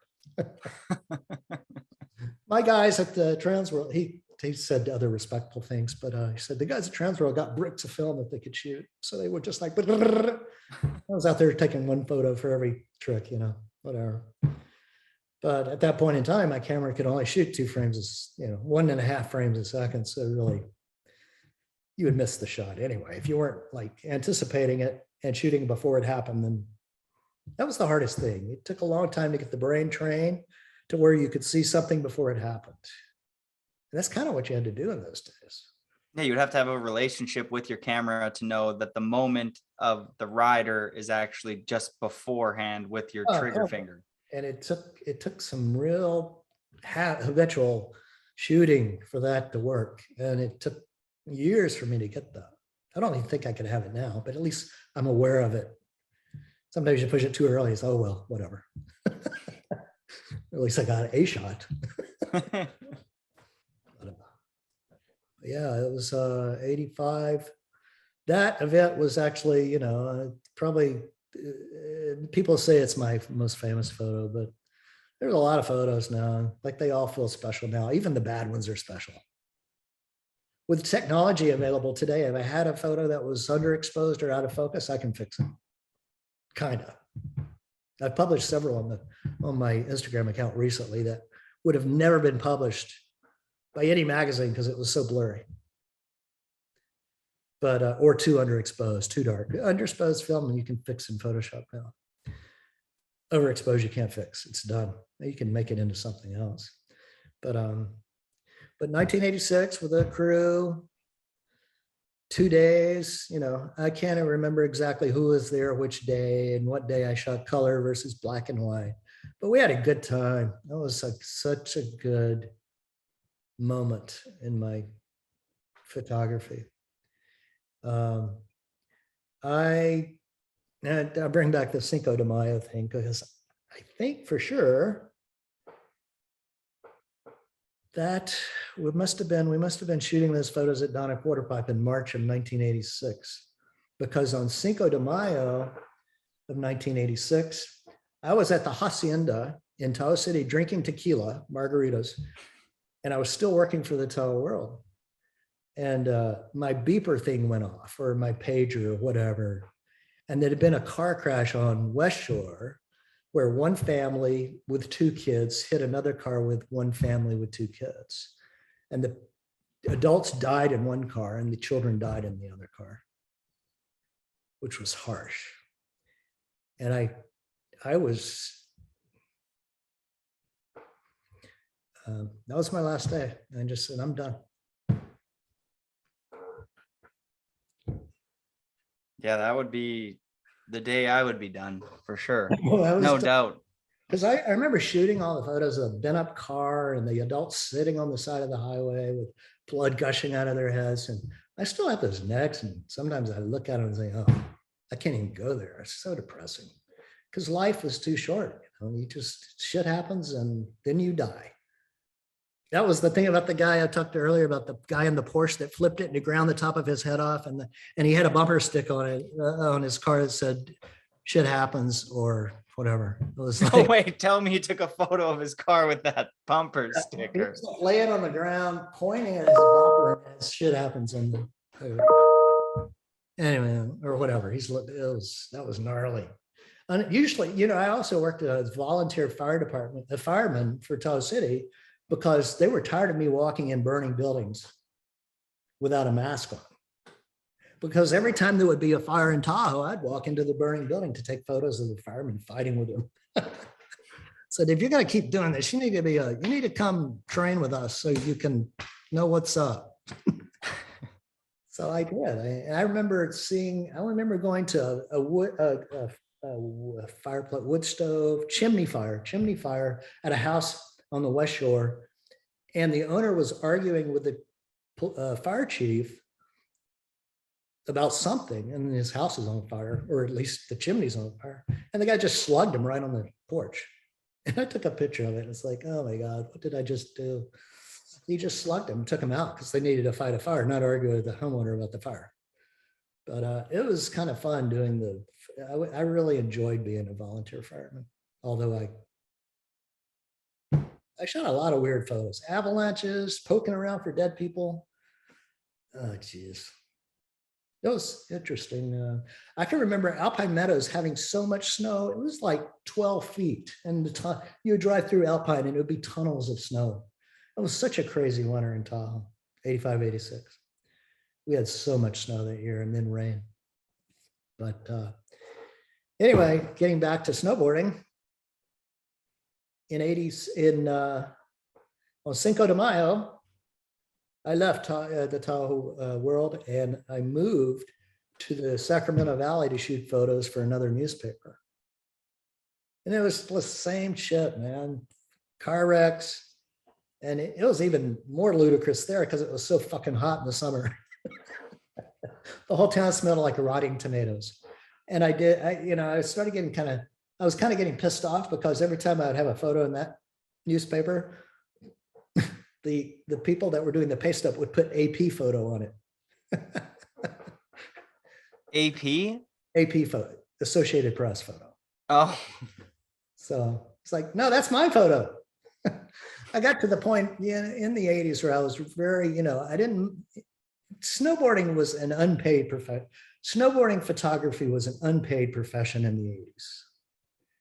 But at least give me a fucking photo credit. yeah. 100%. I've been given photo credits for other people's photos in snowboard magazines. That's always kind of funny. I didn't shoot that. It doesn't happen very often. But well, sorry, I'll let you take it from here. Yeah, let me get out of I was in Oroville, California, Sacramento Valley newspaper. Shot a lot of, I won the California Press Association Award for a bunch of photos over 2 years. Press photography was kind of interesting. It was like, if you're there, you can take a good photo. But it's just like snowboarding, right? But it was too hot and it smelled like rotting tomatoes all the time. So I said, I told the editor, I think it was in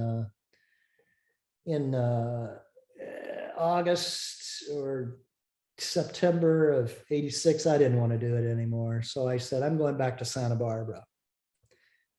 And so I did. And this was actually a really good thing for me because I went back to Santa Barbara. I got a job working at Anderson Cameras, selling cameras and photo processing.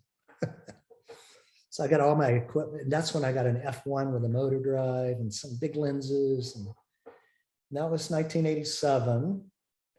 I was living at Chuck Barfoot's house again.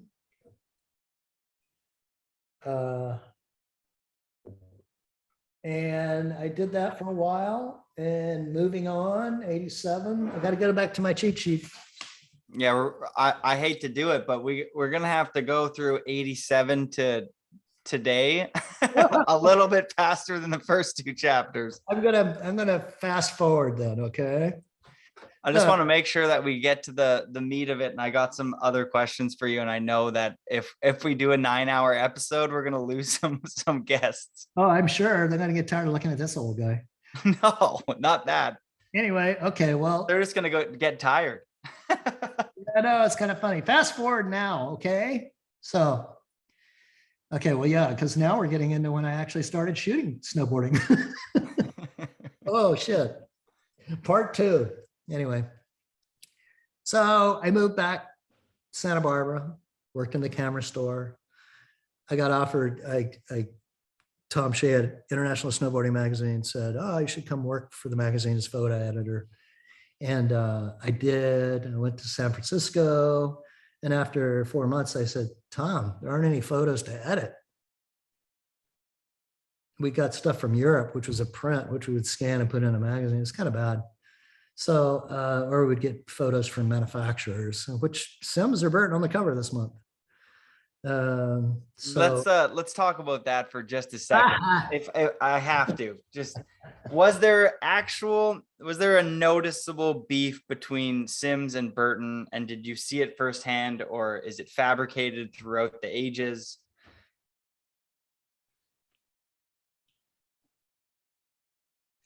Well, I took a picture of Jake and Tom together at Purgatory when they had the Purgatory trials.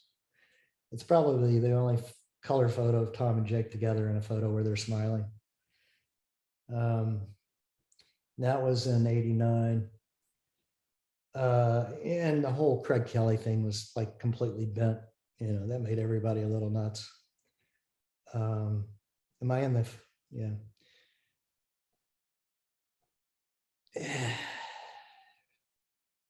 Well, I remember Tom always saying that Jake had money to do things and he didn't. You know, Jake was well-financed, Tom was self-financed. So I think there was a little animosity, jealousy, whatever there.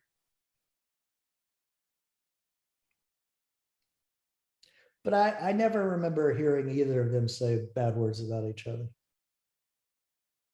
I was glad during the Burton Ryder movie, the recent movie, that it wasn't spun too much against Sims, if at all.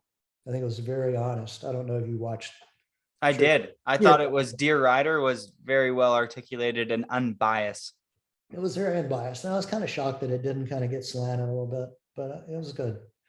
So I think generally, you know, I think the whole Jake Burton patent thing made everybody a little crazy too. And he said in Dear Rider, it was the worst marketing decision he ever made, I think was his exact words.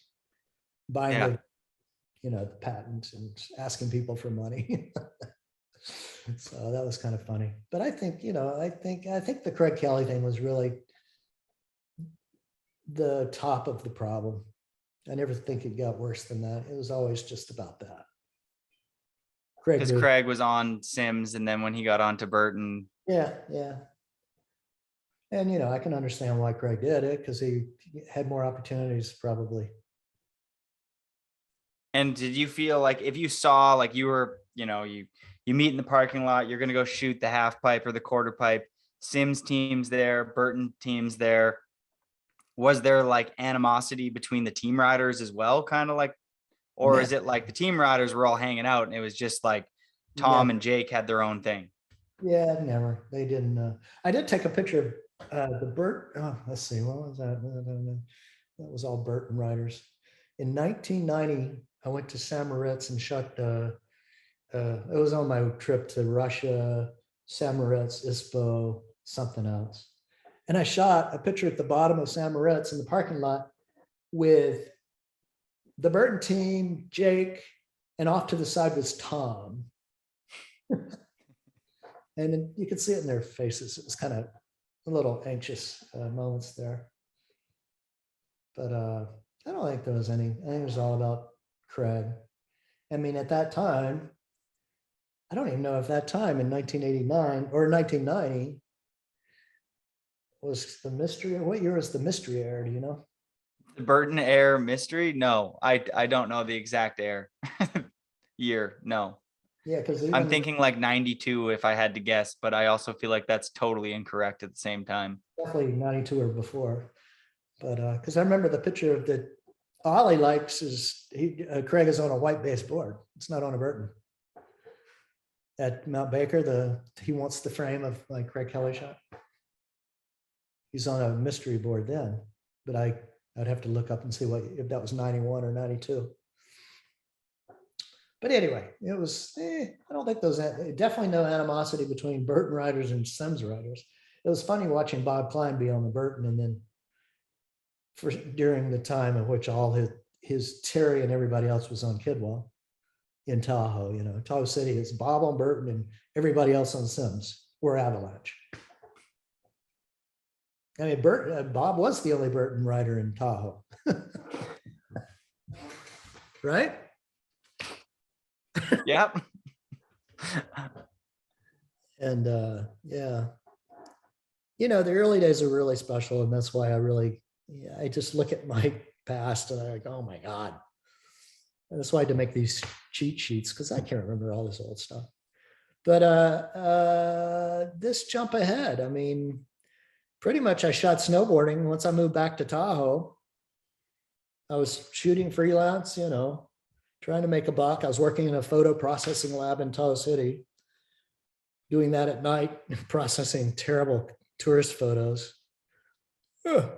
When did you first break into your first like paycheck with like you're clearly working really hard at this? When do you kind of, and but you love it at the same time, or you probably wouldn't do it? And great advice to any photographer that's shooting right now, snowboarding specifically, don't do it for a paycheck. Do it because you love shooting snowboarding, because I don't know if that's the right avenue for you if you're trying to make big money, is to shoot snowboarding. But when do you hypothetically get your big break in photography, shooting snowboarding? Wow. I guess, having my first cover was pretty exciting because they did pay for covers. When was your first cover? Well, I had a bunch on ISM. I don't know if he paid. He probably did. International Snowboard Magazine? That's Yeah. what that was? Yeah. I had several covers on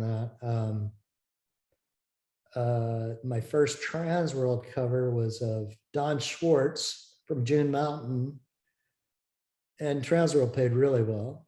How much? Out of curiosity. Yeah, $600. Sick. Yeah, I think that's what it was. Maybe 1,000. I don't think it was that high though.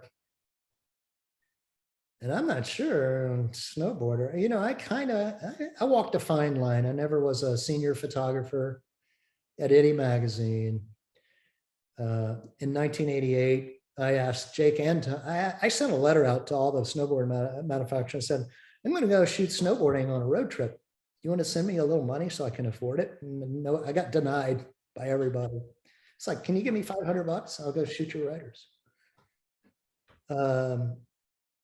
I feel like that's still the same way it is today. It's very hard to make it as a snowboard photographer right now. Oh, totally. I mean, you don't really banking on snowboarding. I mean, I worked in a commercial photo studio from 1980 in Reno just to make it all happen from 89 forward. I had to ask permission to go to Russia. I said, can I get off work for a week to go to Russia? Yeah, that's fine. That was Vance Fox. He's like the best architectural photographer on the West Coast. I was lucky enough to be his assistant for several years. But said, can I go to Russia? I'll be going, I'm going to Munich and Semeritz in Russia. Yeah, 2 weeks. Oof. Can I go to Scotland? I got a thing again. Can I go to Lazark? Snowboarder took me on some great trips. Like I say, who was the coolest magazine back then? That's a good conversation that I'd like to know. Who was the one that you would like to contribute to, that paid the best, that treated the photographers the best, that the riders were down with? Like, what was the dope magazine back then? Now, you said, is there any animosity between Jake and Tom Sims? I think there was more animosity between the magazines.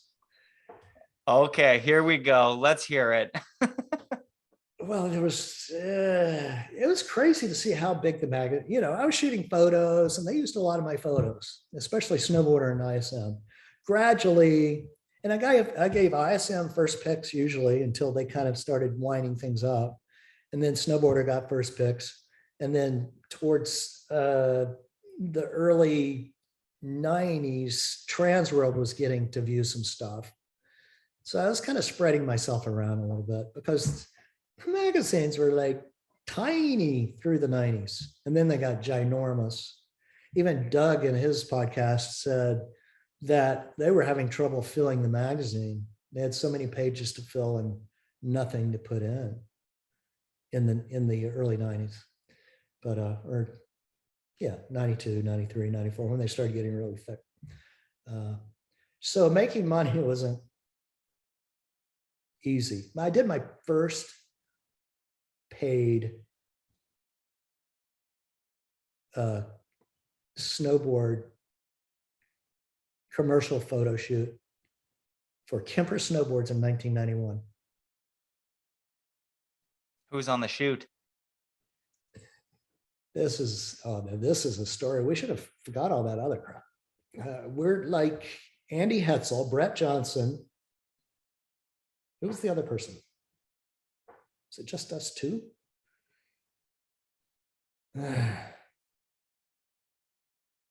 Sorry, I'm trying to envision another person that was in the photos. There were so many people on that trip and a blur. It was a constant blur because, oh my gosh, that was insane. Okay, Kemper photo shoot. We're in the Kemper van. The van is like the bumpers falling off. There's exposed wires. That's how we leave Tahoe to go to Utah. We're all in the van, right in the Kemper van, going to Utah to snowboard to do a catalog shoot. And we started in Tahoe City doing Jägermeister shots at the Hatchet House in Kings Beach on the right side of the highway that goes across the summit to Brockway. And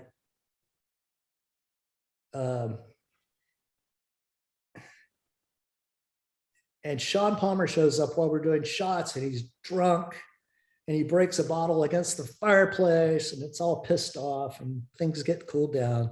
So Hetzel, Brett Johnson, and I, and Paulie Johansson jump in the Kemper van to leave for the trip. And we're on I-80 going from Truckee to Reno, headed for Utah. And Andy's driving. Paulie's in the back seat. I'm in the back seat. Brett's in the back seat. Brett, while we're riding down I-80, jumps, he goes out the back window, wing window, and climbs on top of the Kemper van while we're driving, and goes just sprawls across the windshield while we're going down the highway 55 miles an hour, hanging onto the rain gutter. And Andy's hitting the windshield wipers, going like this. Well, finally, we survived that moment. We end up in Reno. We stay at Circus, and that story is disputed as to what happened that night. All I remember is we got locked in the security office till like 2 a.m. And we're all tired and hungover and whatever. And so we finally go to bed. We get up the next morning. We go to Salt Lake City. It's easy to drive with a hangover. You just sit there and just you just don't open your mouth. We get there and it snows for 9 days. And I'm not shooting Kodachrome on while it's snowing out. Are you kidding me? If I had a digital camera, I would, but not Kodachrome 64. I think it was 9 days, 7 days. Finally, the sun comes out. We shoot a handful of photos that are epic. There's one of Hetzel bouncing off a treetop below the tram. It was used in 2 places. One was a Kemper ad. One was in Justin Hostemek's calendar he did. I don't know if you remember those calendars. No. That was pretty epic.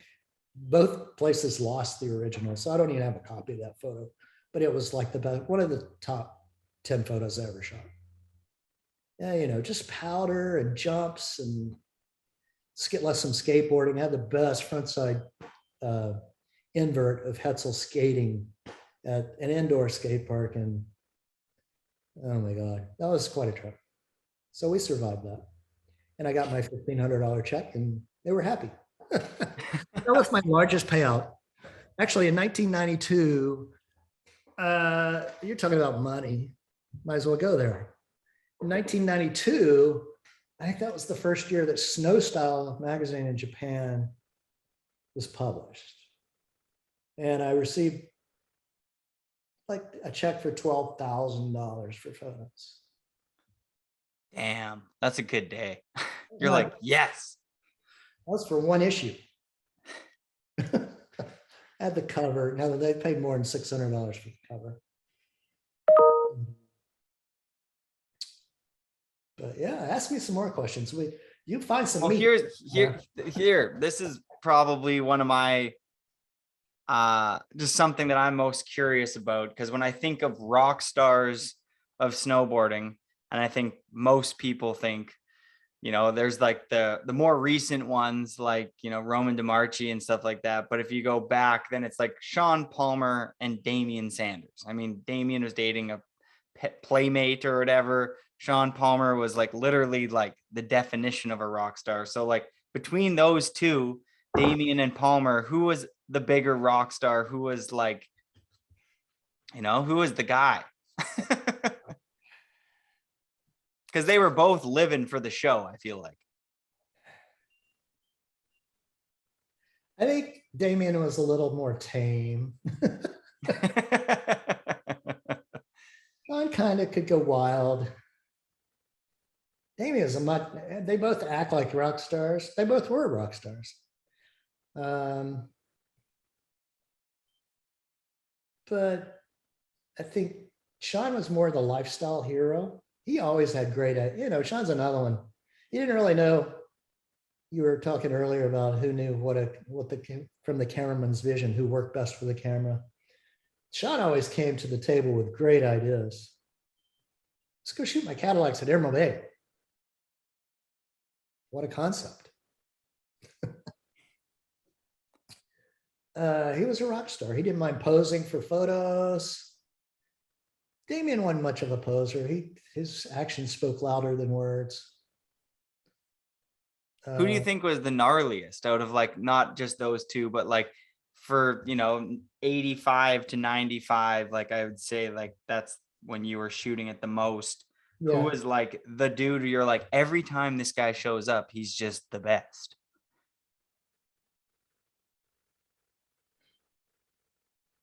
That's a hard one, man. It would be a small list. I like it. The best in what way? I don't know. Like who was going the maybe like, I don't know. I guess maybe who was the gnarliest is a good question. And then who had the most finesse and style? Well, Shaun had the most style. Shaun and Craig had the most style of all of them. But because they had their own style. They were very unique. I mean, Craig, you can look at a picture of Craig and even at a distance, if it's a picture of Craig, you can tell it's Craig because he had his own style. Yeah,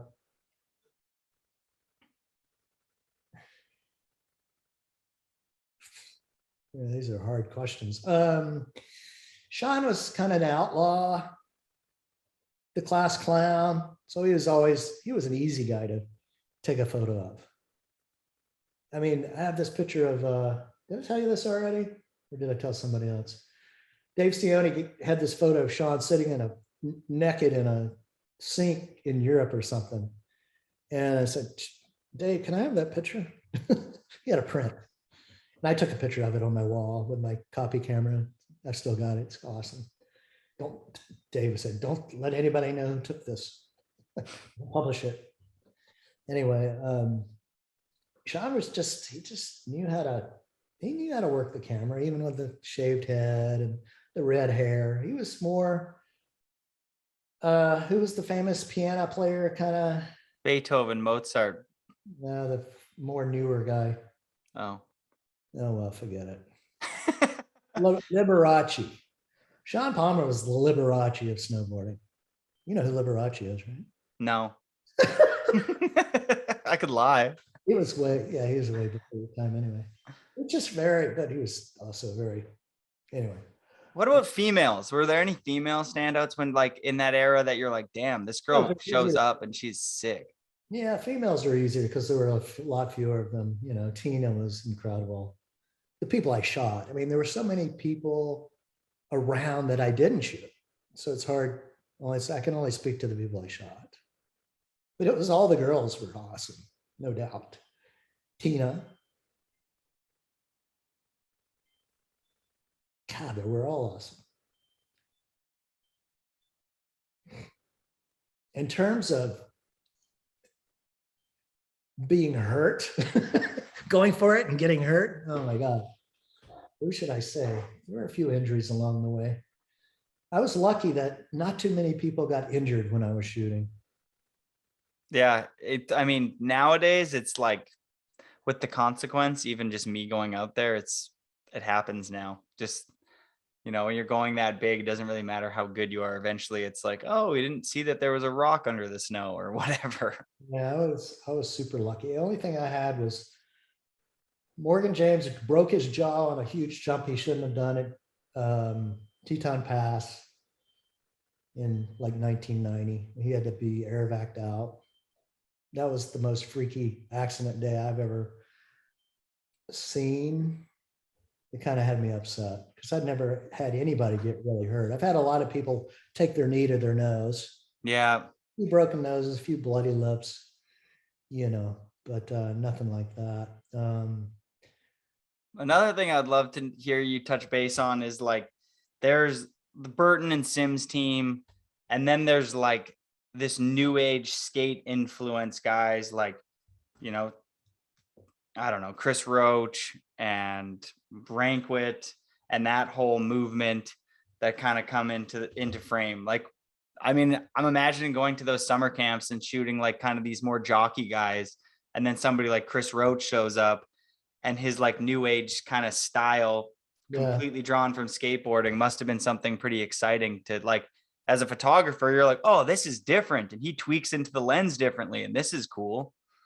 You know, it's funny. I taught in, you know, the 90s, 89, you know, the easiest thing in the world is to go to half pipe and shoot half pipe photos all day. But pro tip right there if you're trying to make it in photography. It's like, you know, it's like candy on the table, still the candy from the old man or whatever. I'm trying to figure out the comparison here. It's like easy, you know, it's like now it's even easier because the errors are so huge, but yeah, those new guys like Chris and John Cardiel and Noah and Mike Rank would come in and change the picture a little bit. I tried to talk Doug Palladini at Snowboarder into doing a summer camp magazine story forever. He said, no, we got enough half pipe photos. Well, finally in 1991, he said, okay, you can do a summer camp story. So I took John Cardiel and went to Mount Hood.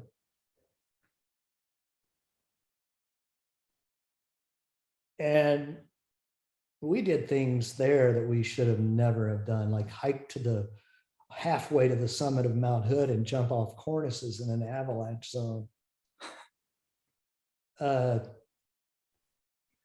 For one, it was like, okay, I went to Mount Hood in June to do a summer camp story. Nobody goes to Mount Hood in June to do anything about summer camps because it's still dumping.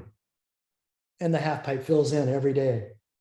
And it's usually cloudy out. Luckily, the day we shot the cornice, we hiked above this cloud layer and got to these beautiful, or we hiked above the Palmer snowfield. We got to this cornice that was above the cloud line. And it's like perfect. And Jason Ford was with us too. And I was like, so he jumped the cornice and then you hiked that ridge over there, which was like in the major avalanche flow area.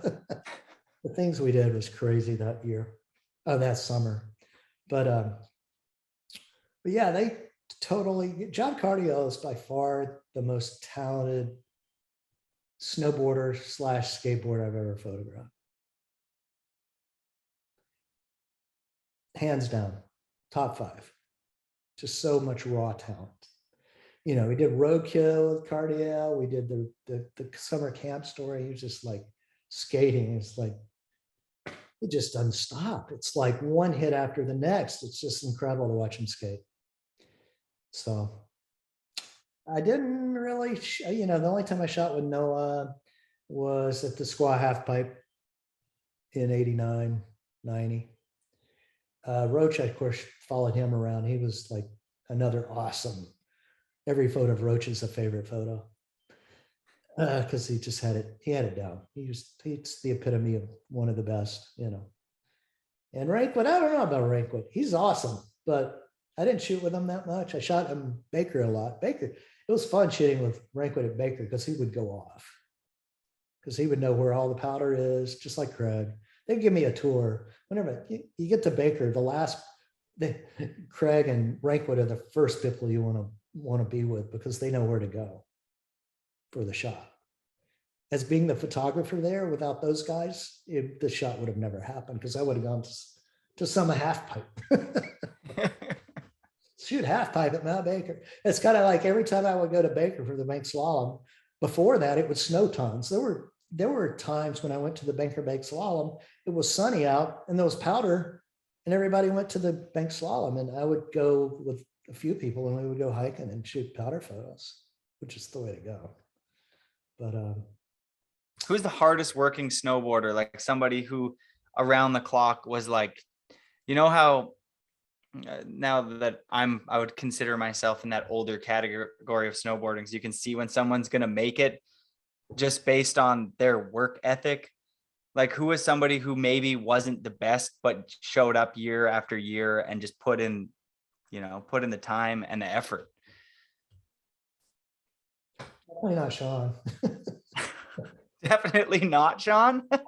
Shaun was like one hit wonder, man. Either when you're the photographer, either he'll give you 1 or 2 frames, and if you don't get it, he's out of there. Just kidding. He didn't have to do more than he did because it always worked out usually. But hardest working snowboarder, I'm sure there's Jimmy Scott, hands down, hardworking ass. He would just work it hard. Mike Estes, another one, just work his ass off to get a shot. There were so many people that you could see him do a jump, say, I'm going to do it again, I'm going to do it better. Do a jump. Jimmy Halapoff. God, there are so many people that made it by being that way. That's exactly who I am. That's why I asked, because I've never been like the most like raw talent. Like I'm talented, but because that's what gets you to be, good to hang out with everybody else. But once you start hanging out with like the Jamie Lyns and the Terry Kidwells and the Jason Fords of snowboarding, and eventually there's like the people who just have it, naturally born talent, freak of nature, which I never was. So I had to do the extra effort. Yeah, I'm just trying to think about who really hits it over and over and over and over again to get every possible trick they can do on a jump or whatever. Rob Morrow is like a hiking madman. He like did the Mount Baker jump. There's a big cliff, and I was using a 20, and he came off that thing. You could just hear him coming across the ice, and it's like, oh, this isn't going to be good. And he just flails off the cliff. So, I'll hike back up. I can do it better. And of course, the second time is the charm. But yeah, so many of the people that I shot would work their ass off. What about Jamie Lynn or Brian Iguchi? Did you shoot those two at all, or? I didn't really shoot a Gucci. I went to a roadkill with a Gucci. It's funny, when I went on roadkill, we should go right to roadkill because that's going to sum up things nicely about where I'm at now. Okay, let's go roadkill. And I'll try to hit on that more about roadkill. This is going to be difficult because I'm going to have to rework my brain here. Because you asked about autofocus. You asked about everything that comes around to this little story, which I will tell now. And I don't even know if you know. I don't know if I know about much. So. Well, we'll find out. I just felt, man, all I know is that you're a legendary photographer who every photo that you post is like my favorite photo ever. So I was like, I have to talk to this guy. Okay, well, I shot snowboarding from 85 through 86-ish. Then I kind of took a break and shot 88, 89. Somewhere in 89, I had to have a bone spur taken off my foot because it had gotten the size of a golf ball on the top of my foot. And so anytime you put the binding on top, it was like, ah! I wear hard boots for a couple of years. And then I went back to some soft boots. And then I shot a lot in 89, 90, 91, and the beginning of 1992. I went to the Soviet Union in 90. I did a bunch of stories in 91, went to France, went to Paris, did a lot of snowboard stuff there. In 92, probably the best photos I've ever taken at Mount Baker in December of 92 of Craig and Rankwit, the whole Mount Baker posse, hardcore. And then in February of 92, Bud Fawcett drops off the map. What happened? Where'd he go? Isn't he shooting anymore? That's you. That's me. So what happened? On President's Day, when I was 39, yes, 38 or 39, I got hit, freaky accident by a snowboarder coming off a jump. It tore the nerves out of my spine on my left arm. And so my left arm is paralyzed. I was at Squaw Valley. There were a bunch of us doing things. It was a President's Day 92. The snow was super wet and sticky and just pretty bad. And I was below a cliff line and I was stuck in the snow, and somebody came off a big jump and hit me in the shoulder. And I had my fanny pack on, and I was just trying to get the fuck out of there. Because I knew I wasn't exactly in a good spot to be, because it was completely blind to everybody. After I got hit, I woke up on my back, and my fanny pack was laying about 20 feet away. And I said, bring my fanny pack to me. Thanks. At that time, I was pretty dazed. I got air vac out of Squaw on a completely, couldn't say shit day when helicopters usually don't fly. I was told by my neighbors they could hear the helicopter flying through Truckee 10 feet off the ground to go to Reno, to the emergency room, because they didn't know what the fuck was wrong with me. I was in terrible, terrible pain. I couldn't feel my left side, the right side of my face was completely paralyzed. And I don't know if that's called some kind of palsy, and where everything's drooping.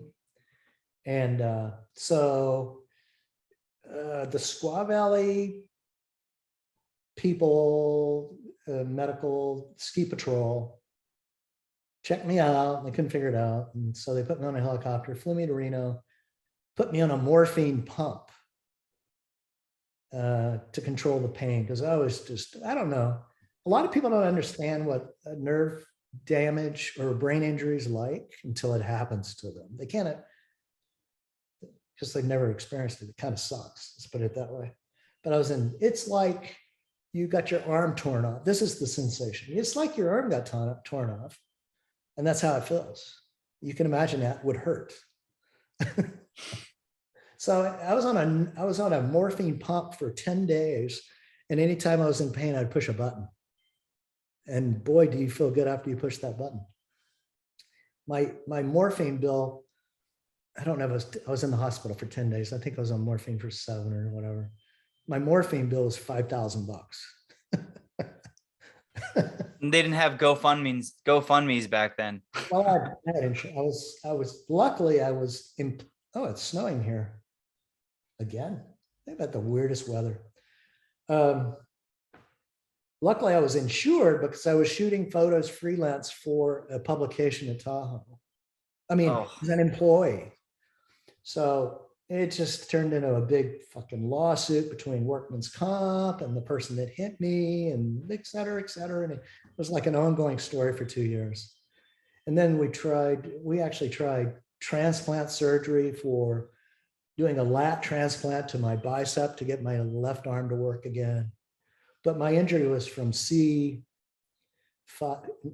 nervous system, cervical 5 through T7 or 8.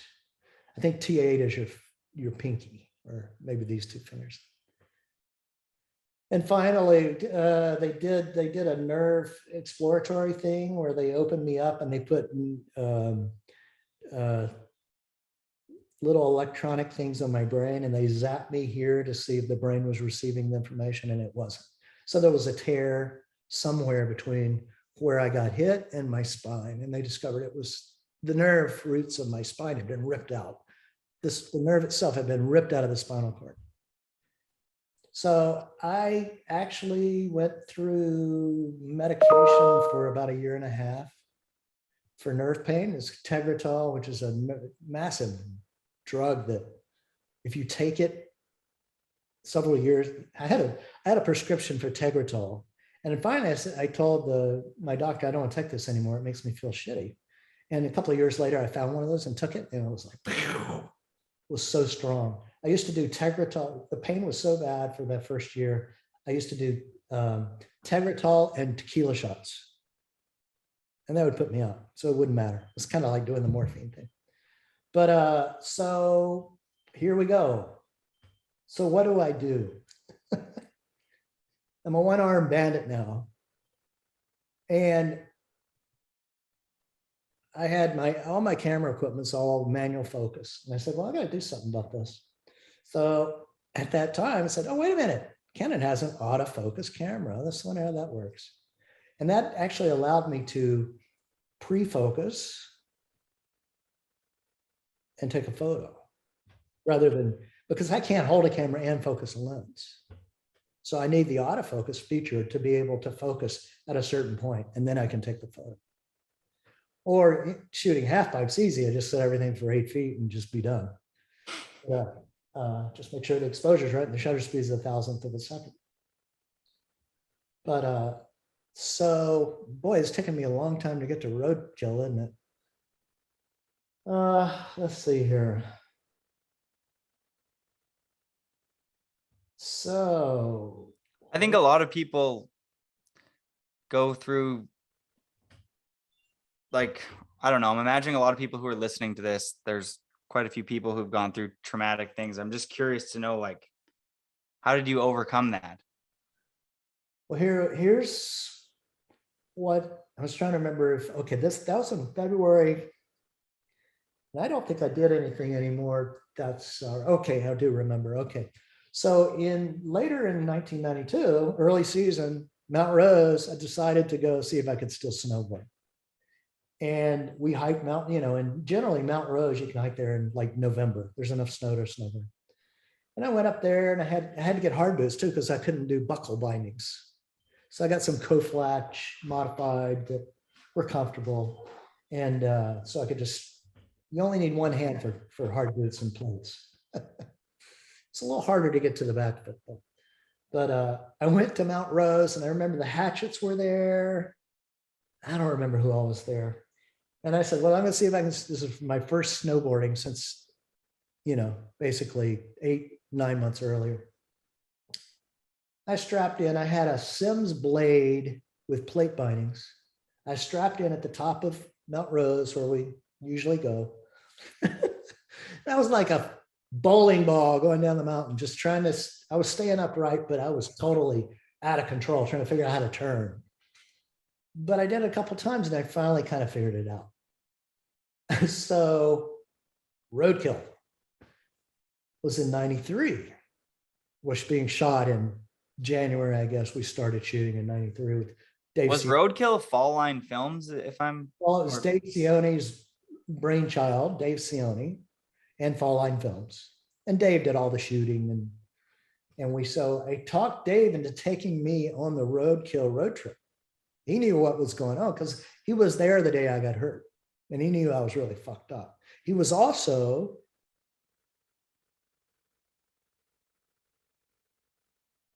my roommate in Truckee. At that time when I got hurt, I was living with Tim Boyer, who I refer to as Fresno, and his girlfriend, and Dave Sione. I think Matt was also there. So Dave knew I was really fucked up. And I talked him into taking me on Roadkill and starting in 93. And Fall Line loved the guys that shot, film companies usually like a guy that's shooting with a 300 because he doesn't get in the shot, right? You can stay back with them and shoot the action. But I like being kind of close and personal. So it was hard shooting. It was hard going from wide angle to telephoto to shoot snowboarding anymore. And because I just hadn't done it, even though the 300 is one of my favorite lenses. But when we went out with Fall Line, generally I would shoot everything, cliffs and stuff with a 300. It was too hard getting way up. I'm walking around with a 40-pound pack, one-handed, trying to snowboard. It was a little too much. So, but anyway, we went on the road trip, and I basically, my photos were okay.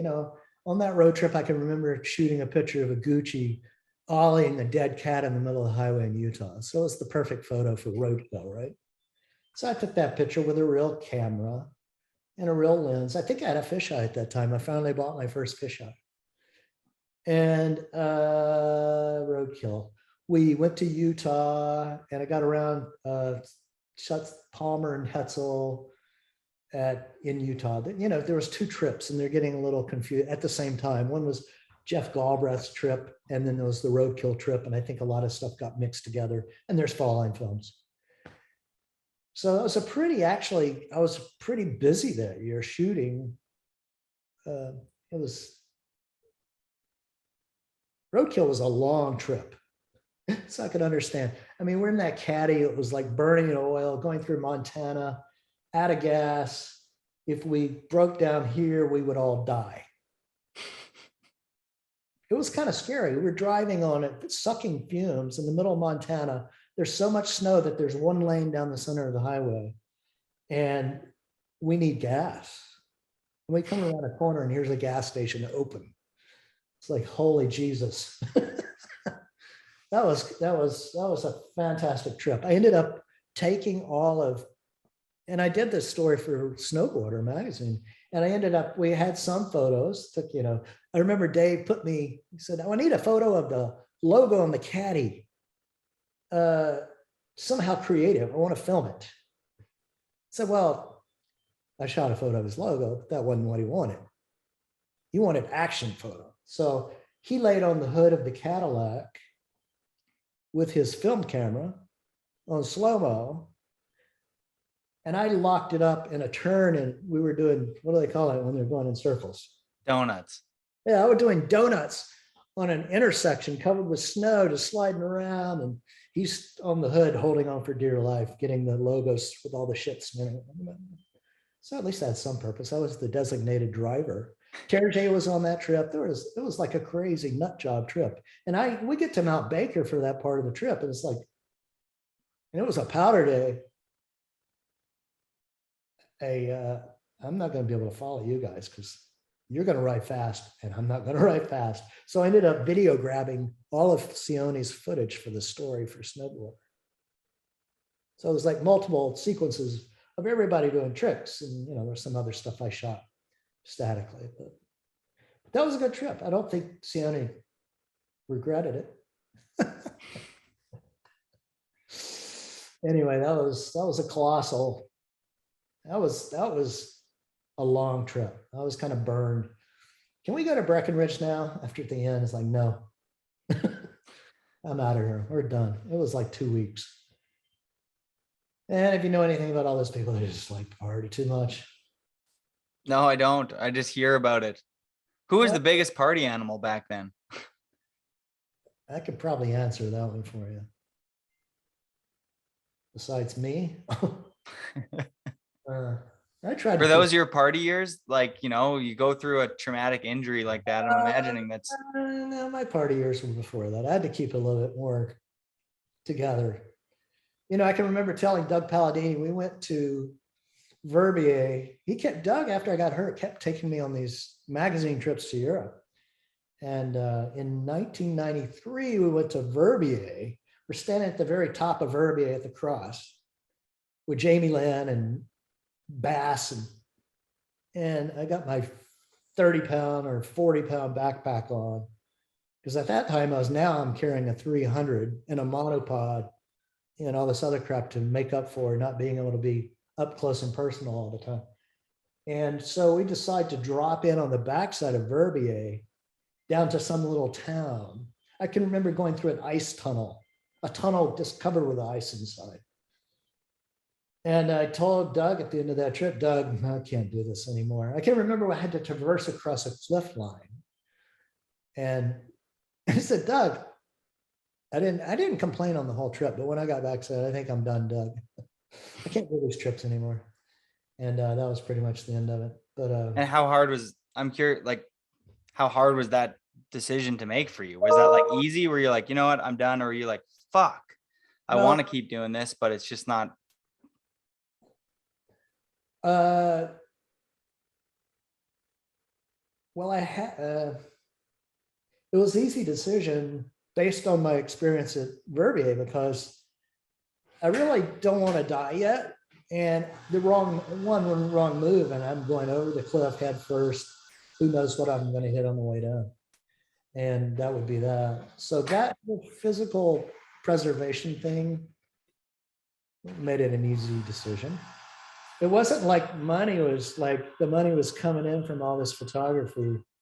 to make it worthwhile. I mean, even still then, it was thanks for bringing me on this trip, Doug, and paying all my expenses and paying me for every photo you use in the magazine, blah, blah, blah. But I had other jobs as well. Do you feel like, 94, this is 94, if I'm correct, like, do you feel like you're a little burnt and ready for the next chapter? Well, you know what I mean? Well, when I got hurt in 92, I moved into a cabin over on the West Shore of Lake Tahoe next to my photo hero, Hank DeVries, who's a ski photographer. Next door, I was in the cabin next door to Simone on one side and Hank on the other. And I bought my first computer, which was a Mac 2 CI that had a Mac 2 CI. But the problem with Macs then were to work on photos, to get a photo and work on it, you had to, and I had a film scanner, but to work on a photo, you had to have 32 or 64 megabytes of RAM. And that one chip was $2,200. $2,200 for 32 megabytes of RAM, right? The 2CI computer at the time was pretty advanced, and I think the computer was cheaper than the one chip of RAM, or the 16 megabytes or 32 megabytes, right? But so I was sitting and learning Photoshop. So I spent, some time between 92 and 95 learning Photoshop very well. And I had a job being the scan meister at the Tahoe newspapers. I was scanning all their images. So I got really good at photo scanning. It's funny now when I scan something, I know some tricks other people don't know. But what tricks?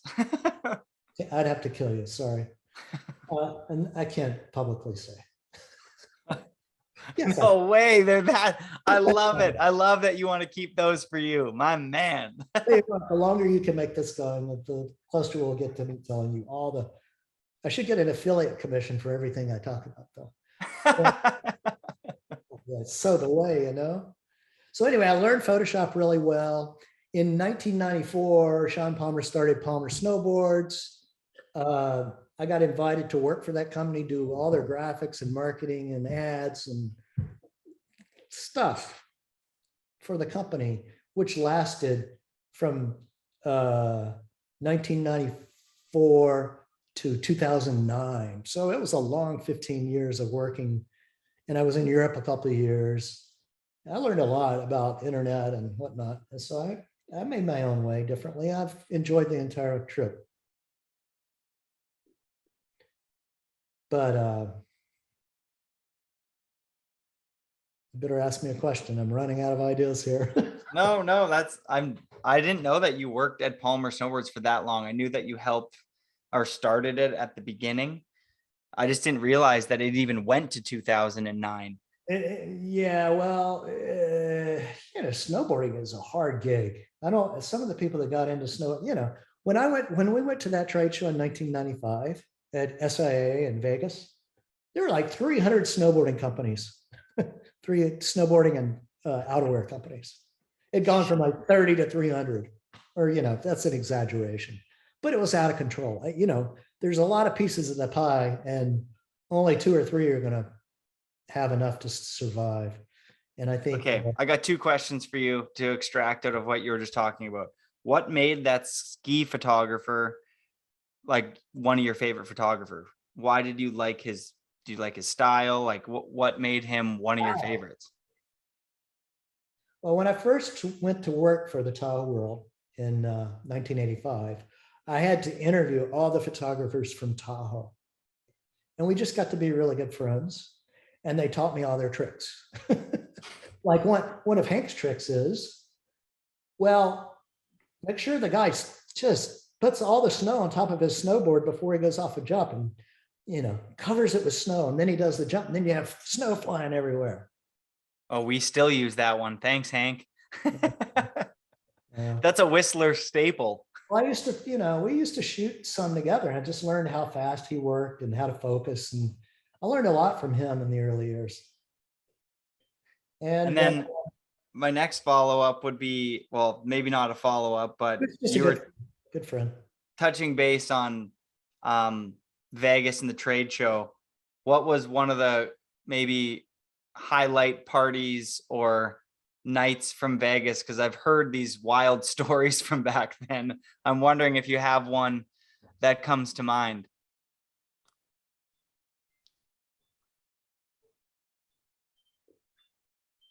I'm just picturing like you and Shaun Palmer in like a limo or something, doing something wild. Well, I think it was, I think in 95. I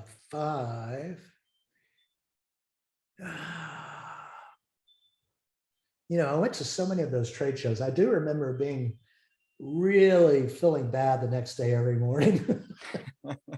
Just been too much. I mean, there were too many clubs there in Vegas. I try to stay politically correct on some of the things I would say. But back then, there was no politically correct. There was a lot of partying going on. Sorry, I can't be more specific. I don't really remember. I mean, there was so many parties and strip clubs and God. And the Euros, when they come over here, they're into the strip clubs. Have you ever been to a European strip club? No. Not so nice. It is scary. I've done both, and Vegas's are much better. Even the Mustang Ranch outside Reno is better. But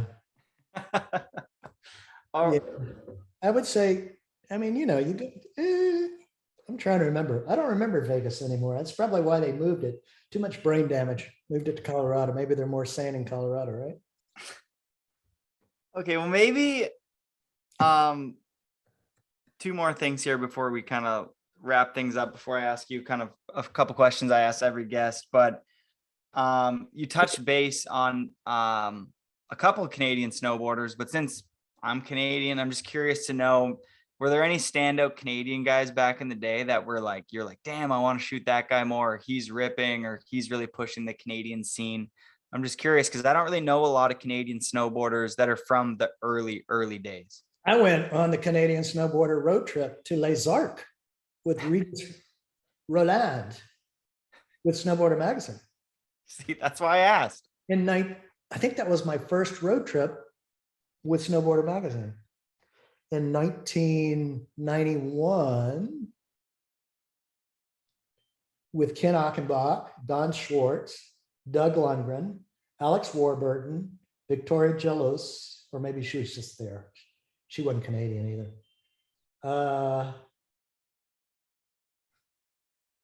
And then, there's Dave Achenbach, Ken's brother. There's, I only know the snowboarders I shot with from Canada. Alex Warburton's amazing. Alex, I always like shooting with. Every photo I've ever taken of Alex has been pretty much epic. Sick. I'm a big fan. He's a hard worker. He will do things 3 or 4 times to get the shot. Okay, so before I ask you this last little group of questions, to summarize what we've kind of chatted about, are you happy that those film photos at Baker turned out? Are you happy that you've kind of maintained and, have been involved in snowboarding all that time? Or if you look back, you're like, I kind of wish that those photos didn't turn out and I was a piano, or you said you liked to cook, that I was a cook. Yeah, cooking would require I go back to school because I'm just a home cook. But, everybody's a rock star nowadays. Everybody's an egomaniac. I don't like even posting photos of myself on Instagram. There are a lot of people like posting photos of themselves. It's like, ooh, too much. But anyway. I agree. I am glad that the Mount Baker photo shoot did. I think Mount Baker, quite honestly, was one of those magical places. because I cannot remember ever shooting a photo at Mount Baker that didn't turn out based on my technical ability. It's usually the rider didn't make the whatever, it's usually it was the rider's fault. You didn't pull it up. I mean, as a photographer, I tried to shoot. I had always been taught in art school that you got a canvas here. And for me, the canvas was a big rectangle. And usually that canvas was a vertical rectangle. And I always tried to use the entire space of that rectangle. Most of the photos I put on Instagram are full frame. They're not cropped. For a lot of reasons. One is if you don't use that space especially, it's going to be fuzzy as shit in the background. But most of my photos are verticals too. I always tried to shoot for a cover. Didn't happen very often. Then when I'm doing Instagram, I'm posting horizontal, vertical, horizontal. I'm running out of horizontals. How many covers total? I don't know that, not that many, I mean, ISM was maybe 5, 6. Transworld was 1, 2, 3. Snowboarder was fewer, I think maybe 10. When I think of your photography now, it's like every kid that I know that's snowboarding right now is trying to replicate that look, like the style of the riding, the outfits of the riding, and the photographer like getting closer into the frame. I feel like there was a long time where snowboarding backcountry photos were really far away, scenic photos of the mountains and the clouds, which don't get me wrong, I think those are epic photos, but I feel that it's going in a direction of closer photography, like more rider in your face. And I think that that's one gift that's crazy about you is that you're saying you're not cropping your photos. Like when I take a photo of a rider, typically it's like I'm punching in because I got a bunch of shitty stuff going on in the background. So for those to be film photos that aren't cropped, it's like, I like how modest you are about your photography, but you are the best photographer ever. Well, I think it comes, I really like the faraway photos too with the little guy. I have some photographer friends that are like the epic, the best at doing that. And it really takes, the background has to be perfect or it doesn't work. Can I have too much junk in it or it just looks like shit. But when I was shooting photos, it's like up close and personal. I always tell people, I say, I really want to know who's in the photo just by being able to recognize them in the photo. If they're too far away, it's just a silhouette. I like that. I like that I think it complements the rider because you can see the style of like their kit choice, like from their like outerwear to like their facial expression when they're in the air, which I think kind of tells like a cool story, like how like into it they are, like the tongue out or something like that or whatever, you know what I mean? Like sometimes exactly, their eyes all crazy. Like I like seeing that more, especially in skate photography too. Like if someone's going to do a trick, I like them in the lens, but I should do a series of photos of blowfish. Do that. Yeah, the blowfish style might not be the best. Tongue out's pretty cool. I definitely have my top 10. I do have 10 photos at least where it's very obvious. And 5 of them are Dave Cioni. Yeah, I'm going to post one of those today. I'm going to post one really far away and I'm going to post a blowfish Dave Cioni photo. Sorry, Dave. I like it. I'm looking forward to it. Okay, let's go through these questions that I kind of came up for you. These are just, random questions. You can always clip this Zoom. You can chop it up, man.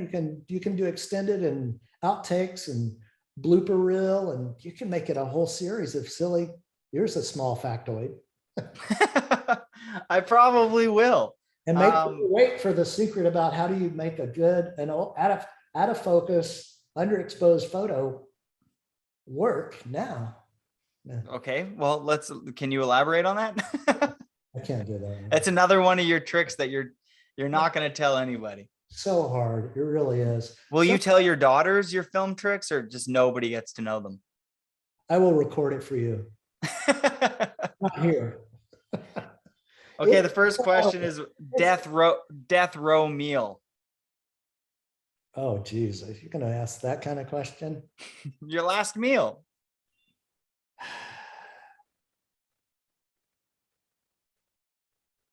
Well, obviously it would have to be prepared perfectly. So it'd probably be a big meal that would, because it wouldn't matter if I eat till I die. I could eat until they pulled the switch. And it Wow. would involve some arrangement of filet mignon with a really good spaghetti bolognese.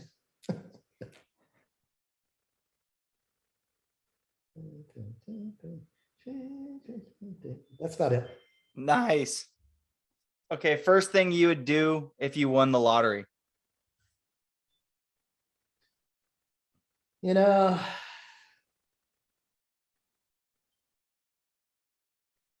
everybody says, I'm going to quit my job. I would definitely do that. I would if I won the lottery, you know, I really don't need the money. And it's not because I'm rich. It's because and I don't even know what people do that make $10 million a year. I mean, I know what they do. They spend it and they save it and they promote themselves and they become more famous and make more money and whatever. But I mean, I'm happy living on $2,000 a month. Hell yeah. Me too. It works. But I would obviously quit my job because it's such a nuisance now. Working's a big nuisance to enjoying life. Yeah, I agree. I mean, it's kind of a pain. I mean, you got to wake up to do something, right? And I would probably travel. I would go to, you know, I like Anthony Bourdain's series. I love it. Because you can see where to go and where not to go. And if I would go Portugal, Mexico, probably Peru or Argentina, based on his program. Would you go there to like sit on the beach or to go eat? Eat and to take photos. That's yeah, that was Portugal looks like the most photo. I had a friend that went there for an artist in residence for 2 months. That's it. I just did her taxes for her. And oh, you lucky dog. Portugal, it would be the dream photo spot. I could spend a year there taking photos just based on the Anthony Bourdain episode. You can look at, oh, look at that. Oh, shit. And the food. And Porto. Next question. One piece of life advice.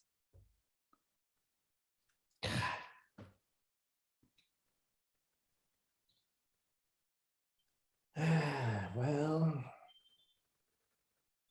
I keep trying to tell my daughters things and they're complete opposites. So it's hard to give anybody advice about what I advise them on. Money is difficult. Relationships, forget it. Well, one thing, I mean, for me, you have to find something in your life you really enjoy doing and you have to chase it. I remember I was actually writing the best piece of advice I was given about what you just asked. Okay, let me see here. It was like in 1987.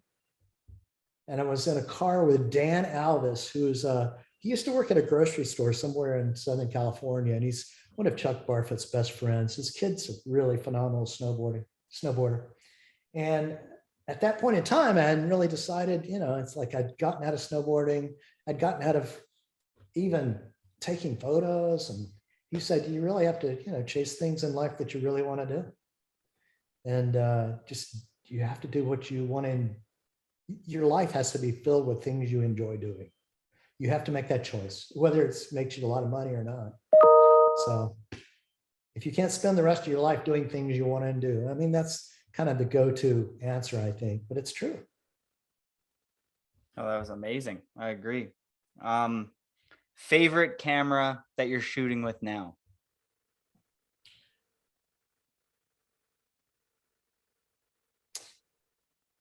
Can it be the favorite camera I wish I was shooting with now? Yeah. Yes. Sorry. Let's rearticulate that. Your dream camera. That's what I should have asked you. And an R5 because it shoots in low light, incredible. I have a Canon 5D Mark IV, which is killer. I just bought, I think I sent a little photo of a Canon M6 Mark II, which is a 3/4 frame, little teeny mirrorless camera, takes pretty good photos, but the quality of low light sucks. And the day after I bought it, Canon discontinued it. So I think I Canon R5 because of the, I'd like to see the low, I have a lot of stuff I'd like to shoot in the dark. I like taking night photos. And of course, in the film days, it's impossible because you don't know what you're going to get. I mean, you can meter it, but there's such a range of contrast and it's hard to figure out. And now it's instant gratification, but with an R3, the grain's no longer there. Is it called grain on digital? The I noise. don't know. Noise.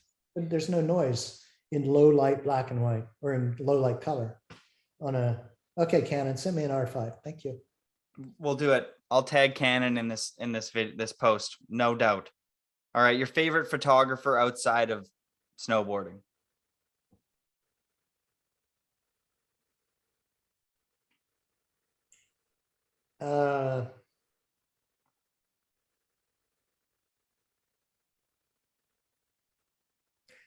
I have a couple, and some of them wouldn't even know that I'm their favorite, that they're my favorite.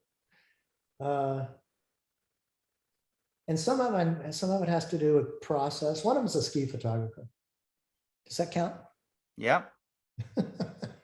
Hank DeVry, because he just has a great mind of how to work through a story and the right angles for ski photography. You know, Deacon Chapin, rest in peace, greatest art photographer ever. Ever. Wow. I just want to write his name down because I like following photographers and stuff. I'd love to search his work. What's his name again?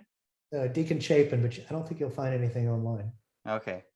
When he died, his kids didn't really, I don't know what happened to the photos or over the top. I mean, you can imagine, here's a guy that I met and he's shooting video from a TV next to a mirror to get a symmetrical image. Like he did crazy crap. But anyway, Ian Reuter for the process. Cool. He's got a giant future in gallery business. Bill Husa, who's a press photographer from he's now down in Paradise, California. He just knew every time you look at his contact sheets, they were like perfect. You could watch him go through and tell a story with his photographs. Everything was crispy clear. He's quite the technician. Everything was processed perfectly. You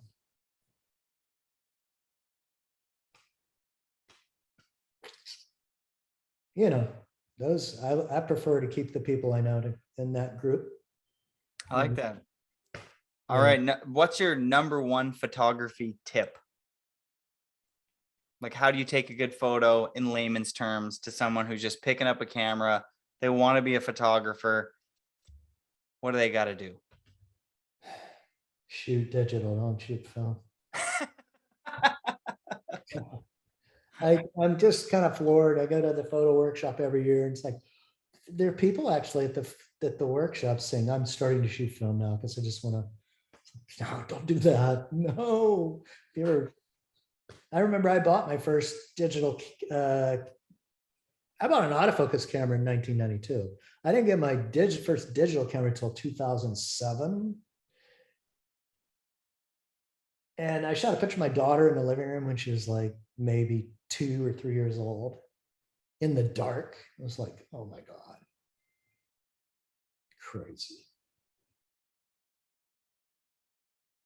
That's a terrible piece of advice, but film's not the future. I hate to tell you. I mean, there are filters that will make your digital shot look like film. right? It's so funny to hear from someone who grew up shooting film like yourself, move to a digital camera, and they're like, why? Like my uncle, for example, my uncle used to shoot photos. Then he found out that I like shooting film. 3 Christmases ago, he gave me all of his cameras, his film cameras, because he's like, I don't want these. I bought a digital camera. This thing sucks. And I'm like so pumped on it, and I'm shooting it all the time. I don't know what it is. There's something about like getting back your role and it turned out, and you're like so pumped that you have like a couple that turned out, just like more of a meaningful process to me. I don't know why, but. Well, I work at a 7-Eleven in Tahoe to buy a Minolta flash meter so I could figure out how to expose using strobes. Either, well, mainly for, when you're taking generators and strobes into the backcountry, which we did once. And you got to make sure that's right. Otherwise, you're just blowing the whole shoot. And with a digital camera, you don't need a freaking flash meter, and you don't need a meter.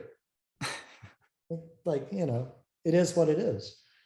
The advantage of film is that you shoot less photos.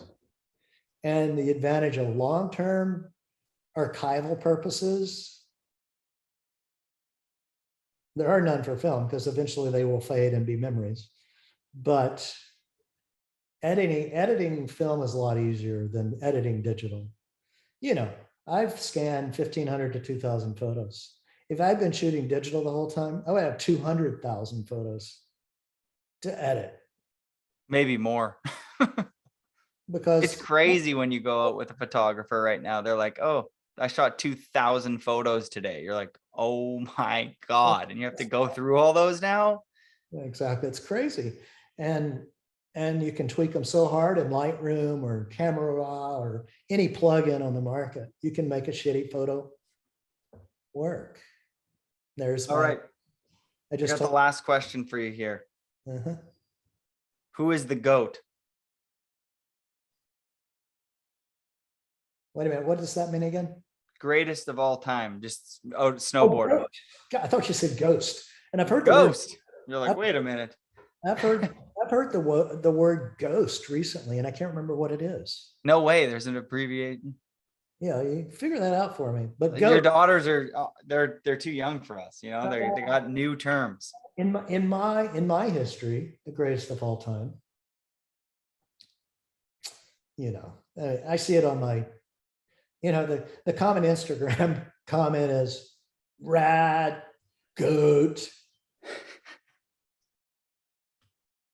I used to have that board.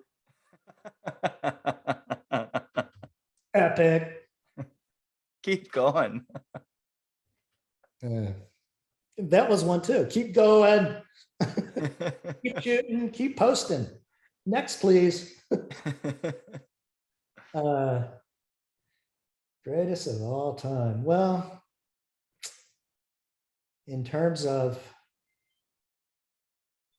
there should be categories for that. Are you talking snowboarding only? I'll just let you take it where you want.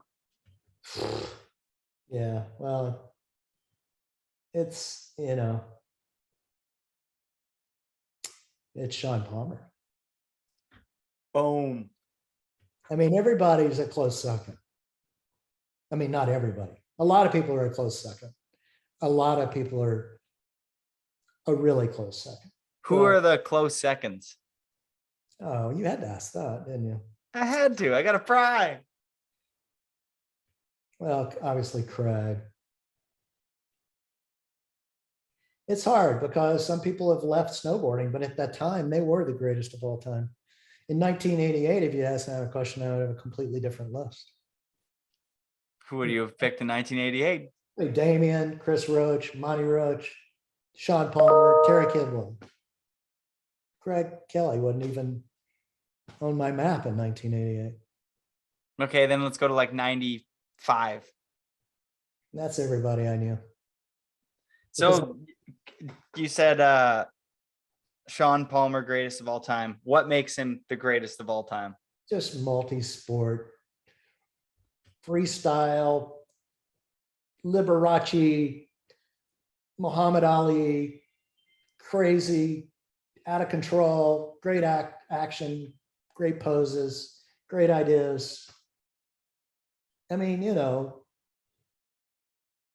Craig Kelly was a better snowboarder. But the package deal for you. Deal, exactly. I mean, I do not have lifestyle photos of Craig Kelly. And there's a reason.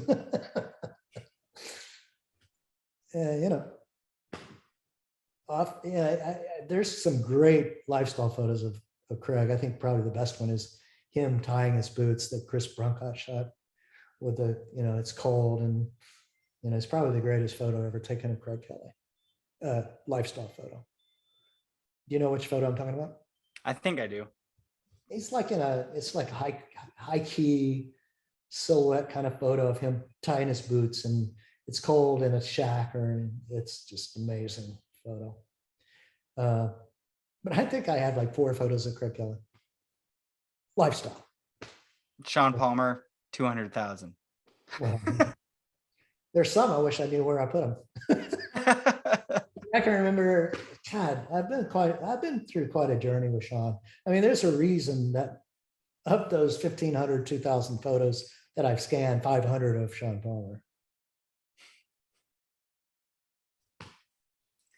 Well, it's because he also was the best at the time. And like you said, he would only hit it twice, but if you hit it twice, both photos worked out if you did your job. I mean, yeah, in terms of line, he's still going. I don't know what the heck he's doing. I heard he got his box van stolen in Portland the other day. He got his what? His box van with his Yamaha 500 in it. He got his van and his motorcycle stolen in Portland, Oregon last week. That sucks. Poor guy. Well, you would think he would have insurance. I don't know. I don't know what he's up to. Sometimes you like think those people are going to stick around and like Shaun Palmer. Like I don't think I've ever seen him at a snowboard event, which is like crazy to think like how, like someone that big, but he's just moved on. But I would be stoked to see him somewhere. I'm sure he's been maybe at a couple events that I've been to, but it would just be sick to see like Shaun Palmer show up because it's Shaun Palmer. It's crazy seeing that Shaun was, you know, still competing to be in the Olympics in 2002 or 4, whenever it was. And maybe even later. And yeah, he's just, like you say, he's the complete package. I mean, I have so much respect for so many different snowboarders that I grew up with, and I can't deny that they're not all the greatest in my mind.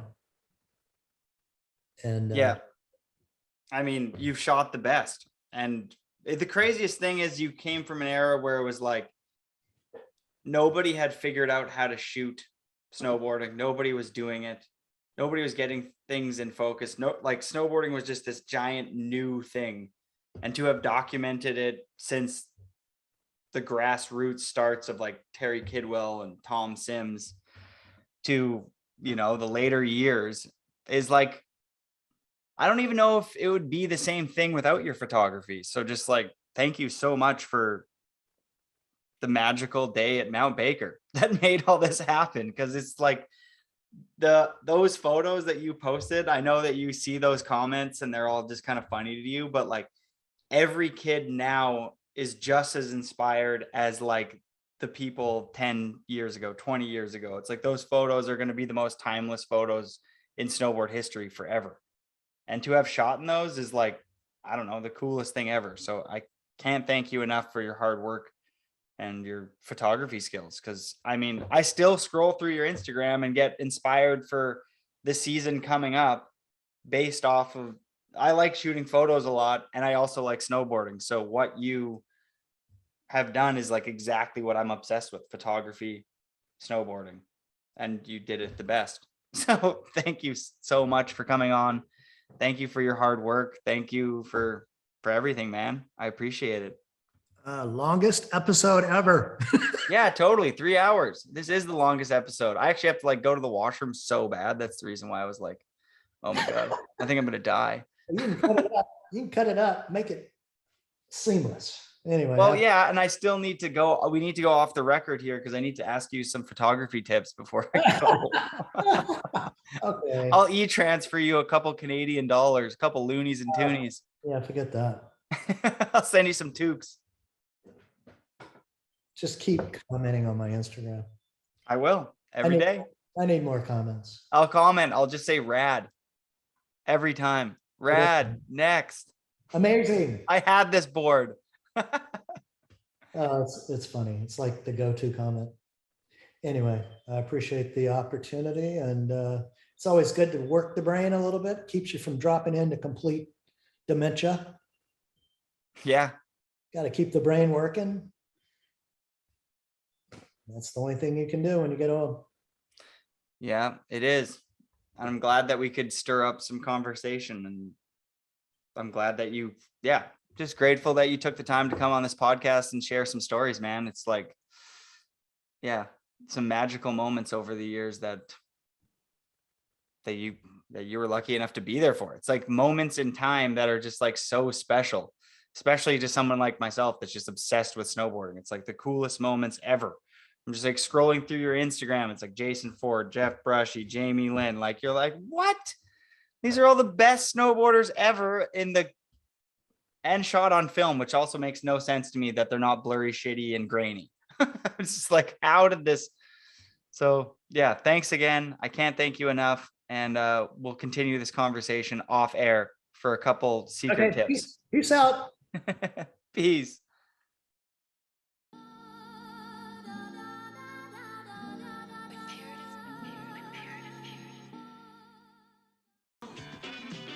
It's all they say, original.